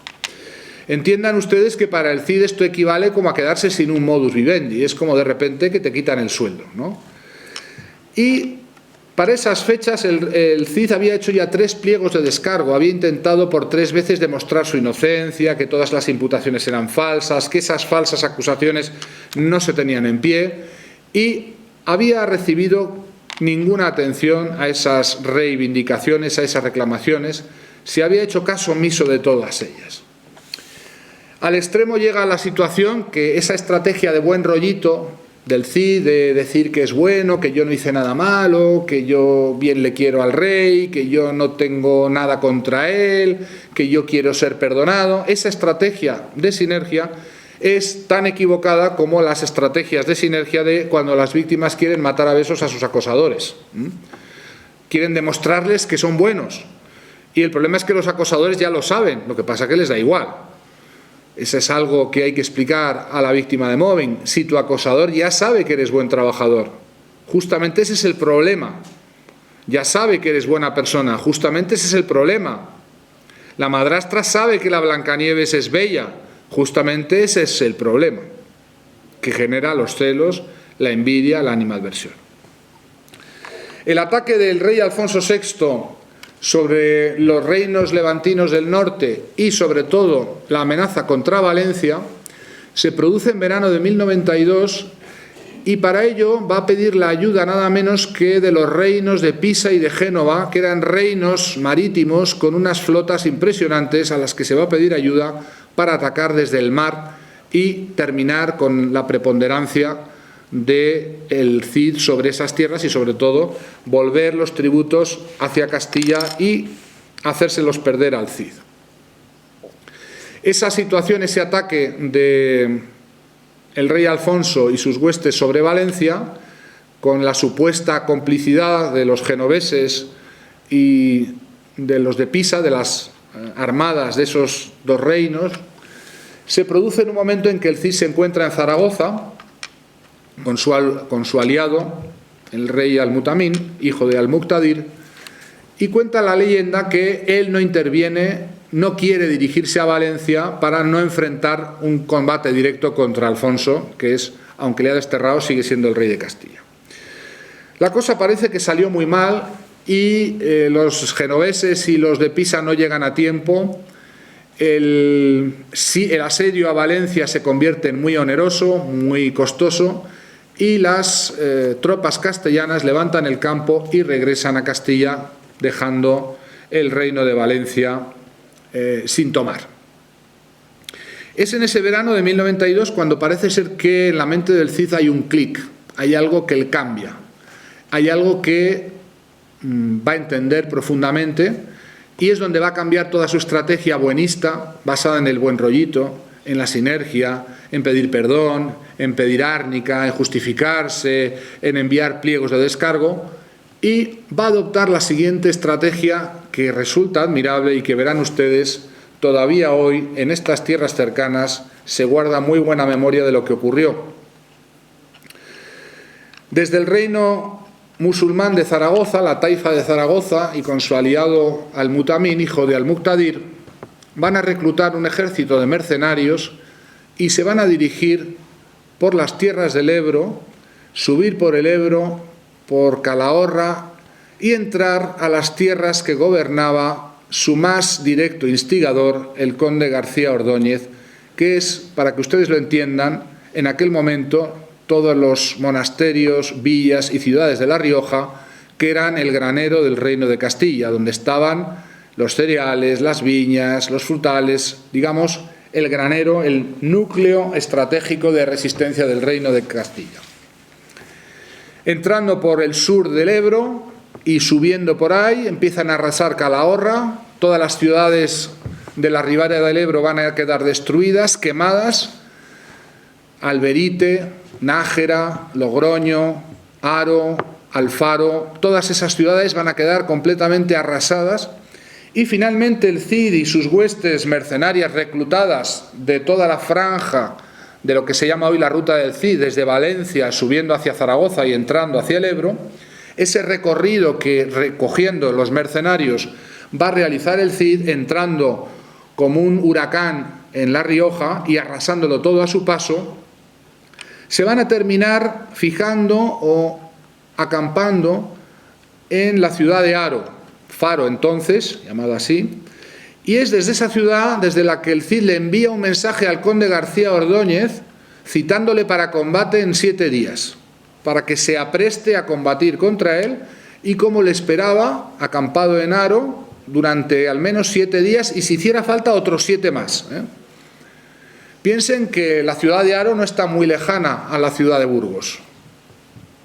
El Cid lo que pretende con esa estrategia de confrontación es atacar el núcleo fundamental de las tierras gobernadas y de las que son propiedad del propio conde García Ordóñez, que es finalmente el momento en el que el Cid ha entendido que todo lo que le pasa, todos sus males vienen de un instigador, alguien que está cercano a la corte, alguien que está hablándole al oído al rey Alfonso VI, alguien que está causando todos esos males.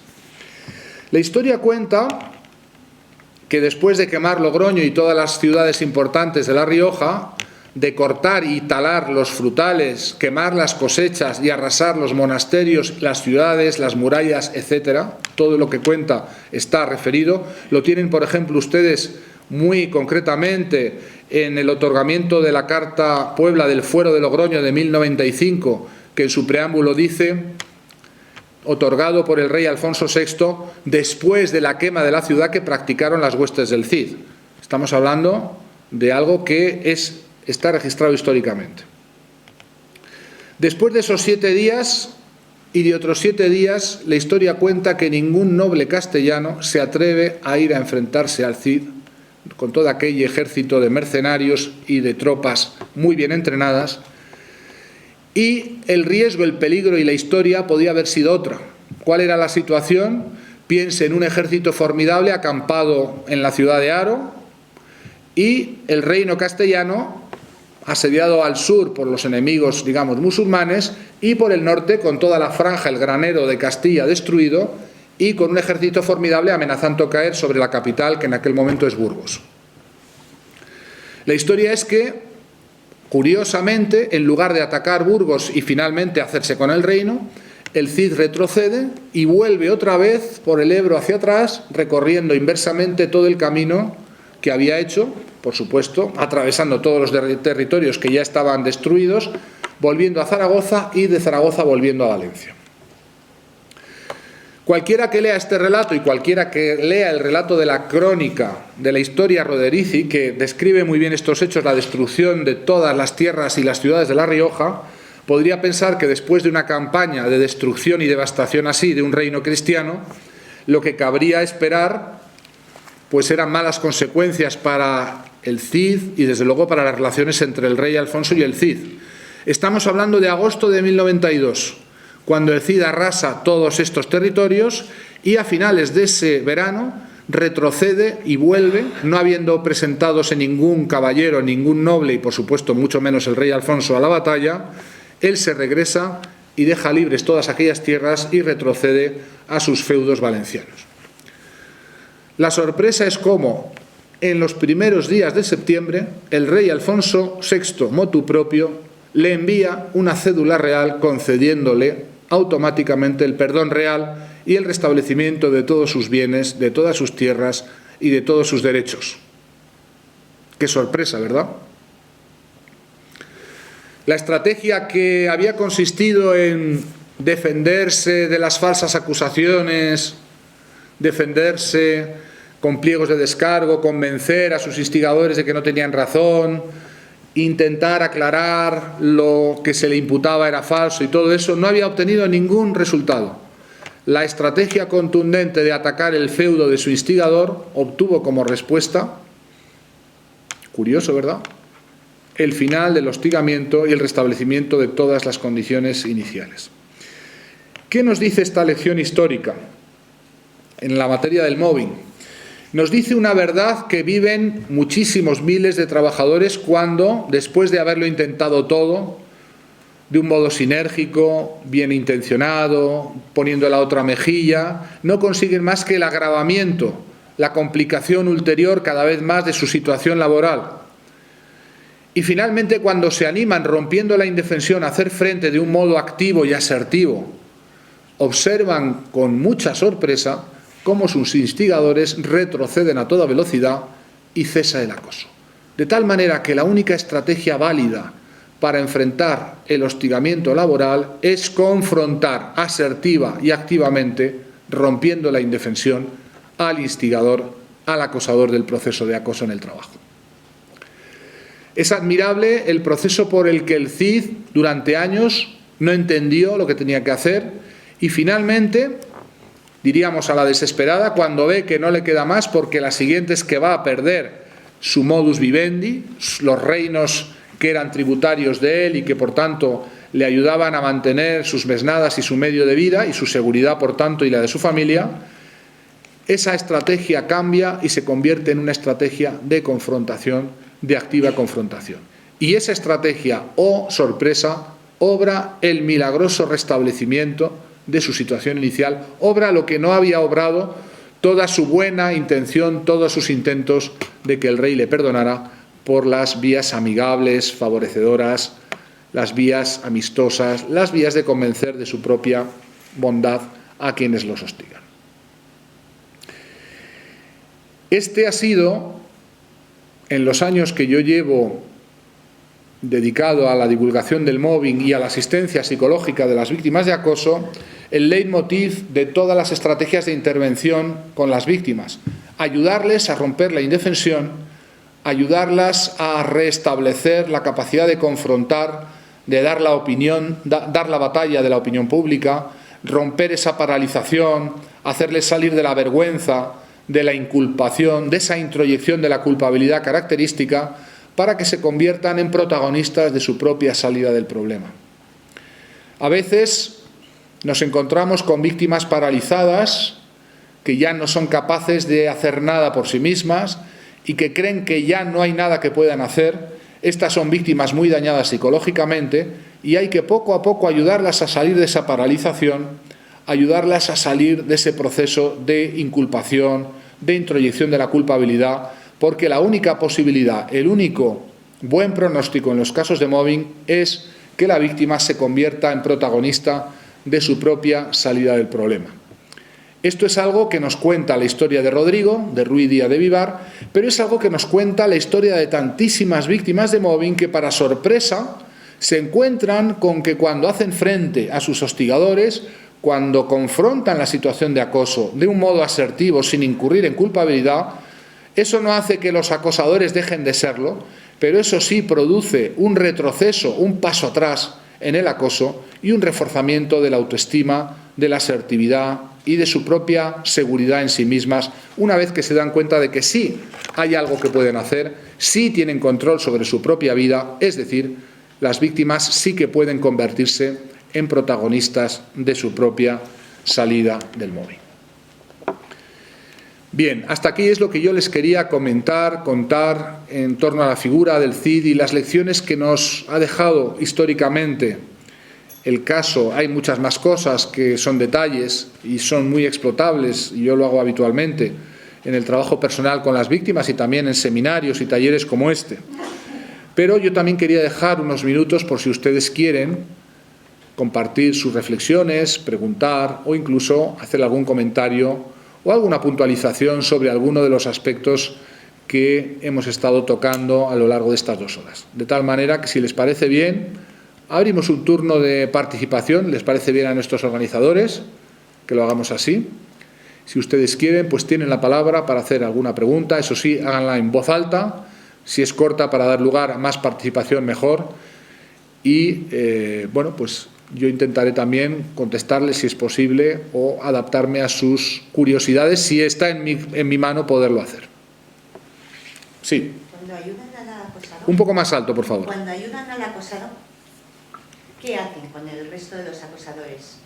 No lo entiendo. Me refiero a que ustedes tratan a la persona que sufre mobbing. Pero ¿cómo solucionan el tema del mobbing en un trabajo? ¿Hacen algo para ello? Porque realmente se curará una persona, pero habrá otra víctima a continuación. Claro, el problema en el mobbing laboral es que no es un problema que tenga la víctima, es un problema que sufre la víctima. El problema es el daño que ha generado y ese daño hay que curarlo, hay que restablecerlo.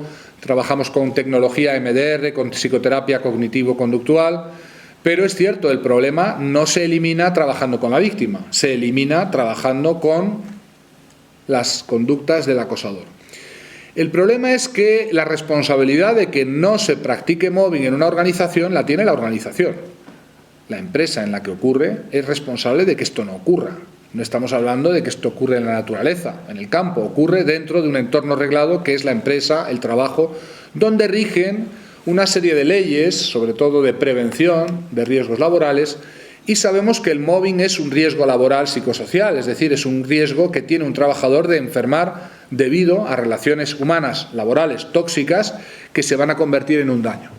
Por tanto, la responsabilidad de actuar para evitar el mobbing no es de la víctima, sino de la organización en la que el mobbing se produce, identificando tempranamente estas conductas, y ello significa medirlas, evaluarlas periódicamente. Significa sancionar las conductas de hostigamiento. No se puede permitir estos desmanes, no se puede permitir que se maltrate impunemente a un trabajador una y otra vez. No olvidemos que el mobbing es un continuado maltrato, no es una cosa que ocurre una vez, es algo que viene ocurriendo repetidamente y que pertenece a la organización el bloquear que esto pueda ocurrir y sancionar en el caso de que ya haya ocurrido, enviando un mensaje que es importante de tolerancia cero, y es que aquel que la haga la va a pagar. El mobbing avanza y se convierte en un problema habitual, recurrente, sistemático, porque nadie hace nada y porque el acosador se ve impune, se ve poco o nada identificado y cree que puede seguir hostigando saliéndole gratis el hostigamiento. La adopción de protocolos anti-mobbing por parte de las organizaciones, protocolos que dicen lo que le va a pasar a aquellos que practiquen el maltrato psicológico verbal en el trabajo, rompe la indefensión rompe la impunidad de los acosadores y rompe la sensación de que no pasa nada, de que da igual o de que le puede salir gratis a alguien practicar el acoso. Bien, es verdad que los protocolos anti-mobbing, para implementarlos, hay que animarse y atreverse a determinar un procedimiento de actuación. A veces va contra las prácticas o la cultura de empresa el hacerlo, porque se entiende que hay una margen de tolerancia muy amplio en ciertas organizaciones y ciertos sectores a que se maltrate a los trabajadores un poquito. Y esto pues va muy mal. Con los protocolos antiacoso estamos enviando el mensaje de que no se puede, no hay ninguna causa de justificación del maltrato y que nadie puede recibir este maltrato deliberado y continuado. Por tanto, la personalidad del acosador, si no cambia, lo que sí podemos hacer es que, ya que no se vuelven buenos, por lo menos se vuelvan prudentes. Como decía el refrán, ya que no somos castos, al menos seamos cautos, ¿no? Pues el acosador, en el ámbito del trabajo, tiene que ver o debe ver su conducta monitorizada, vigilada por estos protocolos, y es cuando cesan esas conductas. Es responsabilidad de la organización. Sí, adelante. A mí me resuena mucho el tema del foco, lo que es como el acosador, digamos, el empresario, lo que sea, pero a mí el inicio, el núcleo, a mí me resuena mucho la familia, es decir, la fuerza o la debilidad, e incluso el mobbing en la propia familia. De alguna forma, de ahí, no sé cómo lo trabajan, cómo lo afrontan. Hay lo mismo, el mobbing ocurre... el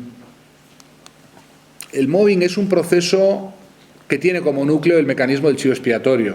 Es algo que descubrí hace varios años, bastantes años ya. En las familias hay mobbing, no se llama mobbing, pero es acoso familiar. En los colegios hay mobbing que le llaman bullying o acoso escolar, acoso y violencia escolar. En la política, en prácticamente todos los órdenes nos encontramos esa persecución de aquel que es o se vuelve un malvado oficial, el malo de la película, el garbanzo negro, el punto filipino, la oveja negra de la familia, en fin, en cada sitio el chivo expiatorio tiene un nombre. Y claro, detrás de esto está toda una forma de organizar las relaciones humanas que los seres humanos hemos aprendido desde hace milenios, la antropología nos informa de esto, que consiste en hacer la unidad entre nosotros siempre contra alguien, hacer la unidad de la familia contra uno de los miembros de esa familia, hacer la unidad en el trabajo contra alguien que es el culpable oficial, hacer la unidad política contra un adversario común. Piensen cómo hoy en día se hace política en España, cualquier política se hace así, es siempre contra alguien al que se quiere satanizar y se intenta aglutinar a todo el resto contra, nunca a favor del propio proyecto, sino más bien en contra del otro. Entonces, la pregunta del millón, si queremos erradicar los procesos de mobbing en los diferentes ámbitos, es una pregunta muy interesante. Es si como seres humanos, como colectivo, como grupo humano, podemos aprender a hacer la unidad y la cooperación sin generar víctimas para ello.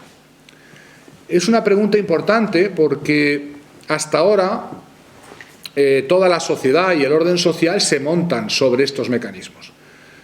A todo el mundo le repugna oír hablar de mobbing y de acoso escolar, pero si avanzáramos un poco más, tuviéramos un poquito más tiempo y yo les explicara más cosas de cómo funciona el mecanismo del chivo expiatorio, acaso quizá todos ustedes descubrirían que sin saberlo, ustedes también están participando en dinámicas de este tipo en sus entornos.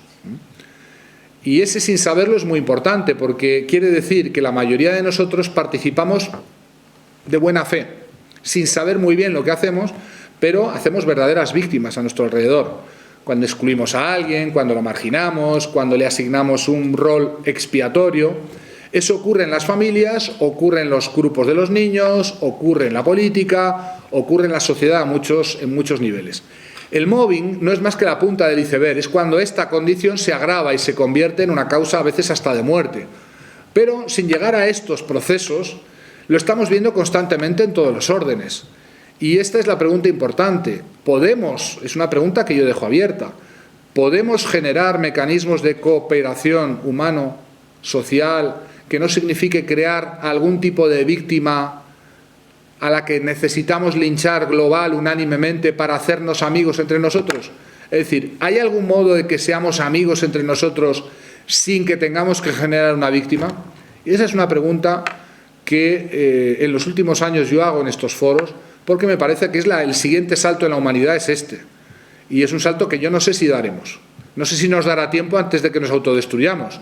Porque, claro, la revelación creciente de todos estos mecanismos, del mobbing, del bullying, del acoso familiar, lleva a que funcione cada vez menos eficazmente el mecanismo que antes, muy bien engrasado, garantizaba el orden social. Antes nuestros chivos expiatorios nos permitían ser amigos, llevarnos bien, cooperar y colaborar, y todo esto funcionaba muy bien. El chivo expiatorio era la bruja, el satán, el chivo expiatorio al que oficialmente se le hacía pagar el pato. El avance inexorable del cristianismo y la rehabilitación de las víctimas, en mi opinión, hace que el mecanismo expiatorio ya no funcione, cada vez menos funciona, y es como si le hubiéramos metido tierra en el engranaje, ya no funciona nada. Sabemos que nuestros chivos expiatorios son inocentes, aunque sigamos linchándolos. Y eso impide que nos reconciliemos sobre la espalda del chivo expiatorio, y eso hace que el orden social se tambalee. Eso hace que ya no funcionen las familias, que ya no funcionen las empresas, que ya no funcionen los países, que ya no funcionen las sociedades. Y es un orden irreversible. No vamos a volver a sacrificar en la inconsciencia a nuestros chivos expiatorios porque ya sabemos que son inocentes. Les pongo un ejemplo que van a entender muy rápidamente. Ya no podemos seguir haciendo de las mujeres en la relación de pareja o en la familia nuestros chivos expiatorios, porque ya sabemos que no lo son, que no lo merecen, y ellas también lo saben. ¿Eso a qué está conduciendo? A que esa institución que se había basado siempre en ese esquema ya no funciona, ya nada encaja. Y este es solamente un ejemplo. Le puedo hablar de la autoridad de los profesores perdida, el mecanismo sacrificial mediante el cual el orden sacral sagrado se basaba en el miedo, el metus reverencialis, el miedo a ser sacrificado por la institución, se viene abajo. La pérdida de la autoridad de los profesores, de los pater familias, de todo lo que antes funcionaba ya no funciona. Son ejemplos de cómo este mecanismo revelado pues nos lleva a un inquietante mundo apocalíptico, donde no es seguro que vayamos a pasar a la siguiente fase. Yo no lo tengo nada seguro que vayamos a pasar. Puede ser.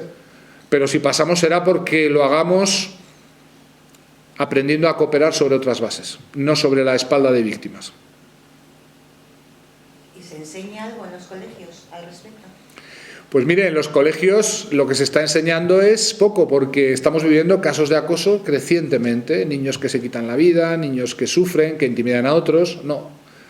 Lo que pasa que eso no quiere decir, a medida que la verdad se hace más manifiesta, se acelera todo el mecanismo sacrificial, y es lo que lleva a su exacerbación, es lo que estamos viviendo ahora.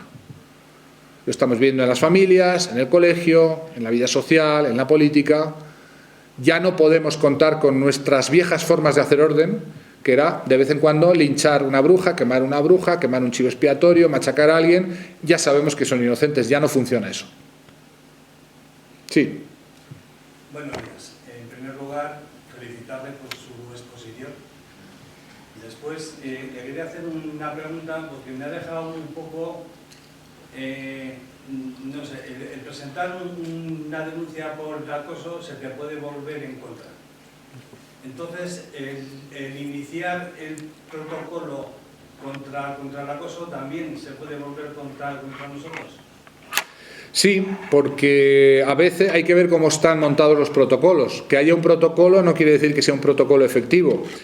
A menudo algunas empresas han implementado protocolos anti-mobbing que consiste que si usted no puede probar finalmente el mobbing va a ser denunciado. Y esos son protocolos que yo llamo satánicos. Satánicos en el sentido literal, porque que usted no pueda acreditar una situación de mobbing no quiere decir que esa denuncia sea falsa. Quiere decir que no se ha podido acreditar. En algunas empresas, para evitar que a nadie se le ocurra denunciar dentro del protocolo, interponen esos que llaman ellos protocolos. Yo eso no lo considero válido, Y de hecho lo que consiguen con ello es que nadie jamás, nunca jamás, nadie se le ocurra denunciar nada.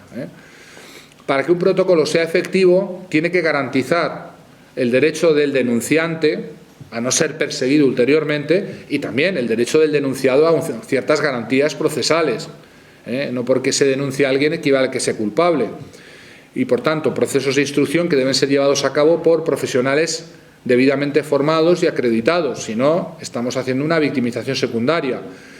¿Y qué ocurre? Yo porque digo que en el mobbing rige la maldición gitana. ¿Recuerdan la maldición gitana cuál era? ¿Nunca les maldijo una gitana? ¿No? Pleitos tengas y los ganes, ¿verdad? Bueno, pues en el mobbing rige esta maldición gitana, porque aún ganando el pleito, que es muy improbable y muy remoto, incluso con una sentencia favorable, la víctima vuelve a su lugar de trabajo y ¿qué creen que les ocurre? Lo mismo. Más refinado, de otro modo, por tanto, no está en la judicialización. Y luego, al judicializarse el caso de mobbing, esa denuncia ya judicial obra el milagroso realineamiento de la organización y la empresa con la parte agresora, con el hostigador o instigador. ¿Por qué? Porque la empresa, defendiéndose de la acusación de mobbing, que no es que la empresa haga mobbing, no hay empresas que hacen mobbing, pero la demanda siempre es por la dejación del deber que una empresa tiene de que no ocurra el mobbing en su seno. Y por tanto, esa demanda lo que obra milagrosamente es que todos los recursos, los medios financieros, jurídicos, judiciales, etcétera, de la empresa se ponen al servicio de enfrentarse a la víctima. Y esto es muchas veces lo que quiere el acosador. Y el acosador a veces dice, denúnciame. Está encantado de ser denunciado judicialmente porque encuentra que va a ser respaldado por toda la organización. Por eso yo digo, hay que tener mucho cuidado, no digo que hay que renunciar al derecho a la tutela judicial. El mobbing está tipificado ya desde 2010, a mí me costó 11 años que se tipificara el mobbing, ya finalmente en 2010 se recogió en el Código Penal, pero no es a golpe de sentencia, entiendo yo, ni a golpe de Código Penal como terminaremos con esto.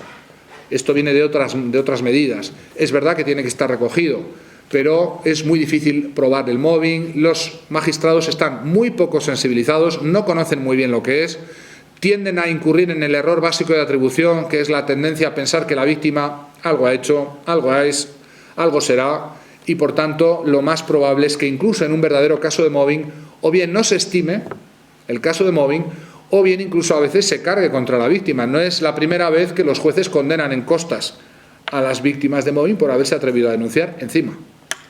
Y esto pues es terrible, ¿no? Porque desincentiva por completo el derecho a reivindicar la propia justicia. Sí. Entonces, perdón por la confrontación como profesional de la abogacía, el aconsejar a una persona que inicie los protocolos establecidos. No solo es iniciar los protocolos, la confrontación puede ser también de otro tipo.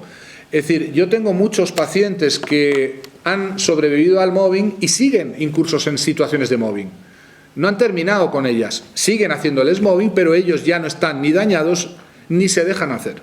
Es decir, viven, yo les pongo el símil de aquel que vive en una habitación con un cocodrilo. ¿Vieron lo que es vivir en una habitación de 3 por 4 metros, donde hay un cocodrilo que parece que está dormido, no se mueve mucho, parece que está muerto, pero de repente abre la boca y te da un mordisco? Pues tienes que estar alerta, ¿verdad? Y si el cocodrilo se mueve, tú te tienes que mover. Y si abre la boca, tienes que moverte y a ver cómo haces para evitarlo. Es en ese tipo de actitud vigilante en el que una víctima puede desarrollar una estrategia de confrontación activa. No solo es denunciar dentro de un protocolo, muchas organizaciones ni tienen protocolos, sino hacer frente asertivamente, no dejarse maltratar, hacer frente al acosador, reivindicar el derecho a no ser maltratado verbalmente ni modalmente. Y esto es algo que se puede hacer siempre, no hace falta que un juez te defienda, no hace falta que la empresa te defienda, pero también es verdad que hay que estar fuerte para hacerlo. Hay que reivindicar el derecho básico de la víctima a no ser maltratada, y lo tiene que hacer la propia víctima. Y hay que, entre comillas, aprender a decirle al acosador que esto no se hace y que no te lo voy a permitir y que no quiero que vuelvas a hacer esto y que si sigues por ahí te va a ir muy mal. Es decir, la estrategia de confrontación rompe esa impunidad del acosador, que de repente, para su sorpresa, se encuentra que la víctima le devuelve, le hace frente, se encara con el acosador, y es curioso observar cómo esos psicópatas, esos narcisistas, esas personalidades que están detrás de los acosos en serie, resulta que cuando se les hace frente, o curiosamente, lo mismo que le pasó al rey Alfonso VI, en lugar de ir para adelante, van para atrás. Cuando el Cid estuvo esperando la batalla abierta en Haro, no se presentó nadie. No había nadie que se atreviera a dar la batalla. Los nobles castellanos, uno por uno, fueron haciendo mutis por el foro. Y el siguiente que hizo mutis por el foro fue el rey Alfonso VI, que pensó: si ninguno de mis nobles se enfrenta a este, quiere decir que yo estoy muerto. Si este viene sobre Burgos, se acabó. Y entonces pensó muy políticamente, porque Alfonso VI era un rey muy político, muy inteligente, dijo: me conviene mucho más el perdón real que tener un adversario que en cualquier momento pueda pensar que sí va a venir sobre Burgos, ¿verdad? Ya que no se convirtió en bueno, al menos se convirtió en prudente. Y sus acosadores, confrontándolos, no van a convertirse en buenas personas, pero se van a convertir en que se lo van a pensar antes, y que quizá va a ser más incómodo para ellos hostigarles tan a placer como hacían antes, con su propia participación o su propia paralización. Sí. Yo también quería felicitarte por la intervención. Un poquito más alto. También quería felicitarte por la intervención, y me ha gustado también mucho la analogía que has hecho con respecto a la historia del CID, en el tema del mobbing. Y bueno, mi pregunta va, tú como psicólogo, cuando llega una víctima, que me atrevo a pensar que la mayoría de los casos son mujeres por esta doble discriminación que solemos sufrir en el ámbito laboral, tú como psicólogo con una víctima que llega paralizada y que llega pues bajo el síndrome de indefensión aprendida que has comentado, ¿Cómo empiezas a trabajar con ella para sacarle de ese estado de parálisis un poco en líneas generales? Lo primero es devolverle la convicción de su propia inocencia. Te vas a encontrar con que tu cliente acosado, tu cliente acosada, es cierto que hay muchas más mujeres, yo en la clínica es como una proporción de 8-2 o 9-1 a veces incluso, es muchísimas más mujeres que hombres. También te diré que los hombres, hay también muchas víctimas, pero tienden a no pedir ayuda. Los hombres no lloran, decimos, ¿no? Somos educados en ese patrón de hay que aguantar, y eso hace que los casos de hombres que yo atiendo siempre son mucho más graves, mucho más daños cronificados y a veces ya, en fin, en situaciones casi límite o terminales, ¿no? Lo primero que te encuentras es que el paciente acosado en el trabajo te quiere demostrar a ti que él es culpable. No, yo le voy a explicar por qué sí es que yo efectivamente, es decir, no tiene ninguna sensación de no merecer el maltrato. Aunque hayan leído cosas y te digan que sí, no, en el fondo vas a detectar que han mordido el anzuelo de la culpabilidad. No me ha dado tiempo, pero yo a veces en lugar del CID lo que utilizo es la analogía del cuento de Blancanieves para explicar a la víctima qué significa eso de internalizar la culpabilidad. Y el cuento de Blancanieves es la manzana, es morder la manzana. El trabajador que es víctima de maltrato, de acoso, ha mordido la manzana y ese trocito de manzana que se le ha quedado aquí, ni para arriba ni para abajo, dice el cuento, es el que le deja paralizado e inerme. Es la culpabilidad la que le deja inerme y paralizado. Porque alguien que se siente culpable del maltrato que recibe no va a hacer nada por evitarlo. Y esto conviene muy mucho a los acosadores. Y lo saben. Todo maltratador, créanme, se le esfuerza muy detenida y denodadamente en que su víctima se sienta culpable. No es absurdo, es completamente lógico, porque una víctima que se siente culpable es una víctima fácil, por paralizada. Entonces, en el principio de la terapia, sobre todo en las primeras sesiones, hay que demostrar a la víctima técnicamente, científicamente, por qué es inocente. Hay que explicarle todo esto que yo les explico aquí en los talleres o en las conferencias. Hay que ir desgranándoselo porque no entiende la víctima lo que ha pasado. Y sobre todo cuando ha avanzado el tiempo y su propio desempeño ya está alterado y su propia capacidad de concentración se ha perdido y ya se le olvidan las cosas y ya comete errores y ya su desempeño ha ido para abajo. Es decir, cuando el propio trabajador dice no, es que yo efectivamente no soy un buen trabajador, no, es que usted está dañado por el acoso. Pero previamente no había nada de esto. Una vez que el trabajador recupera la sensación, y cuesta, créame que cuesta, de su propia inocencia, hay que trabajar el trauma que tiene. Ese trauma lo trabajamos con una tecnología que yo creo que es absolutamente necesario que cualquier terapeuta que trabaje con víctimas de mobbing aplique, que es la tecnología denominada EMDR, en inglés Eyes Movement Desensitization and Reprocessing. Es una tecnología relativamente novedosa, muy sencilla de aplicar, que requiere una formación y que requiere una cualificación, pero que obra el milagro de hacer salir del estrés postraumático en muy pocas sesiones a las víctimas. Si alguno de ustedes sufre las secuelas psicológicas del mobbing, sobre todo el estrés postraumático, háganse tratar con EMDR. Busquen en Internet, en España y en todos los países de América hay asociaciones donde están o estamos los terapeutas certificados. Pueden elegir, aquí en Burgos hay terapeutas certificados, en cualquier ciudad de España los hay. Y después, una vez que la víctima comprende que es inocente, sale del daño psicológico, hay que trabajar en que rompa la indefensión.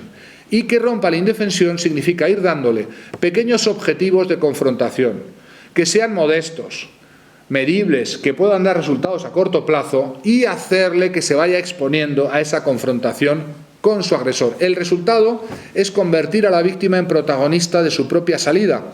No la única protagonista, porque la organización debe proteger a las víctimas.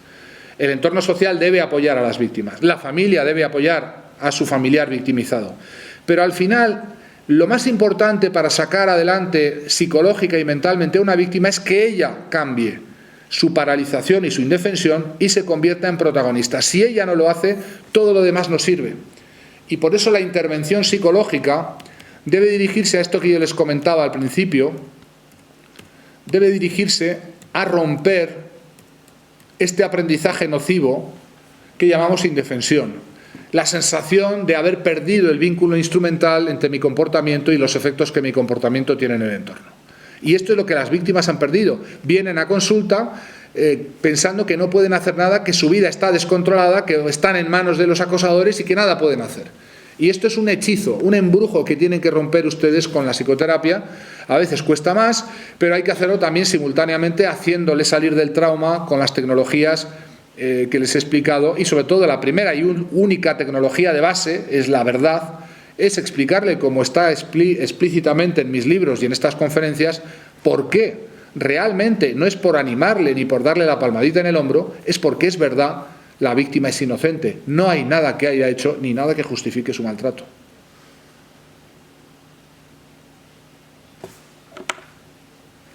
Creo que nos hemos pasado un poco del tiempo, ¿verdad, organizadores? Entonces yo les agradezco mucho su atención y les dejo con la siguiente actividad que está preparada. A las 4:30. Que es a las 4:30. Nos vemos acá con... Soy yo. Voy a hablar de transgeneracional, de la fuerza de transgeneración. Muy bien, muchas gracias por su atención.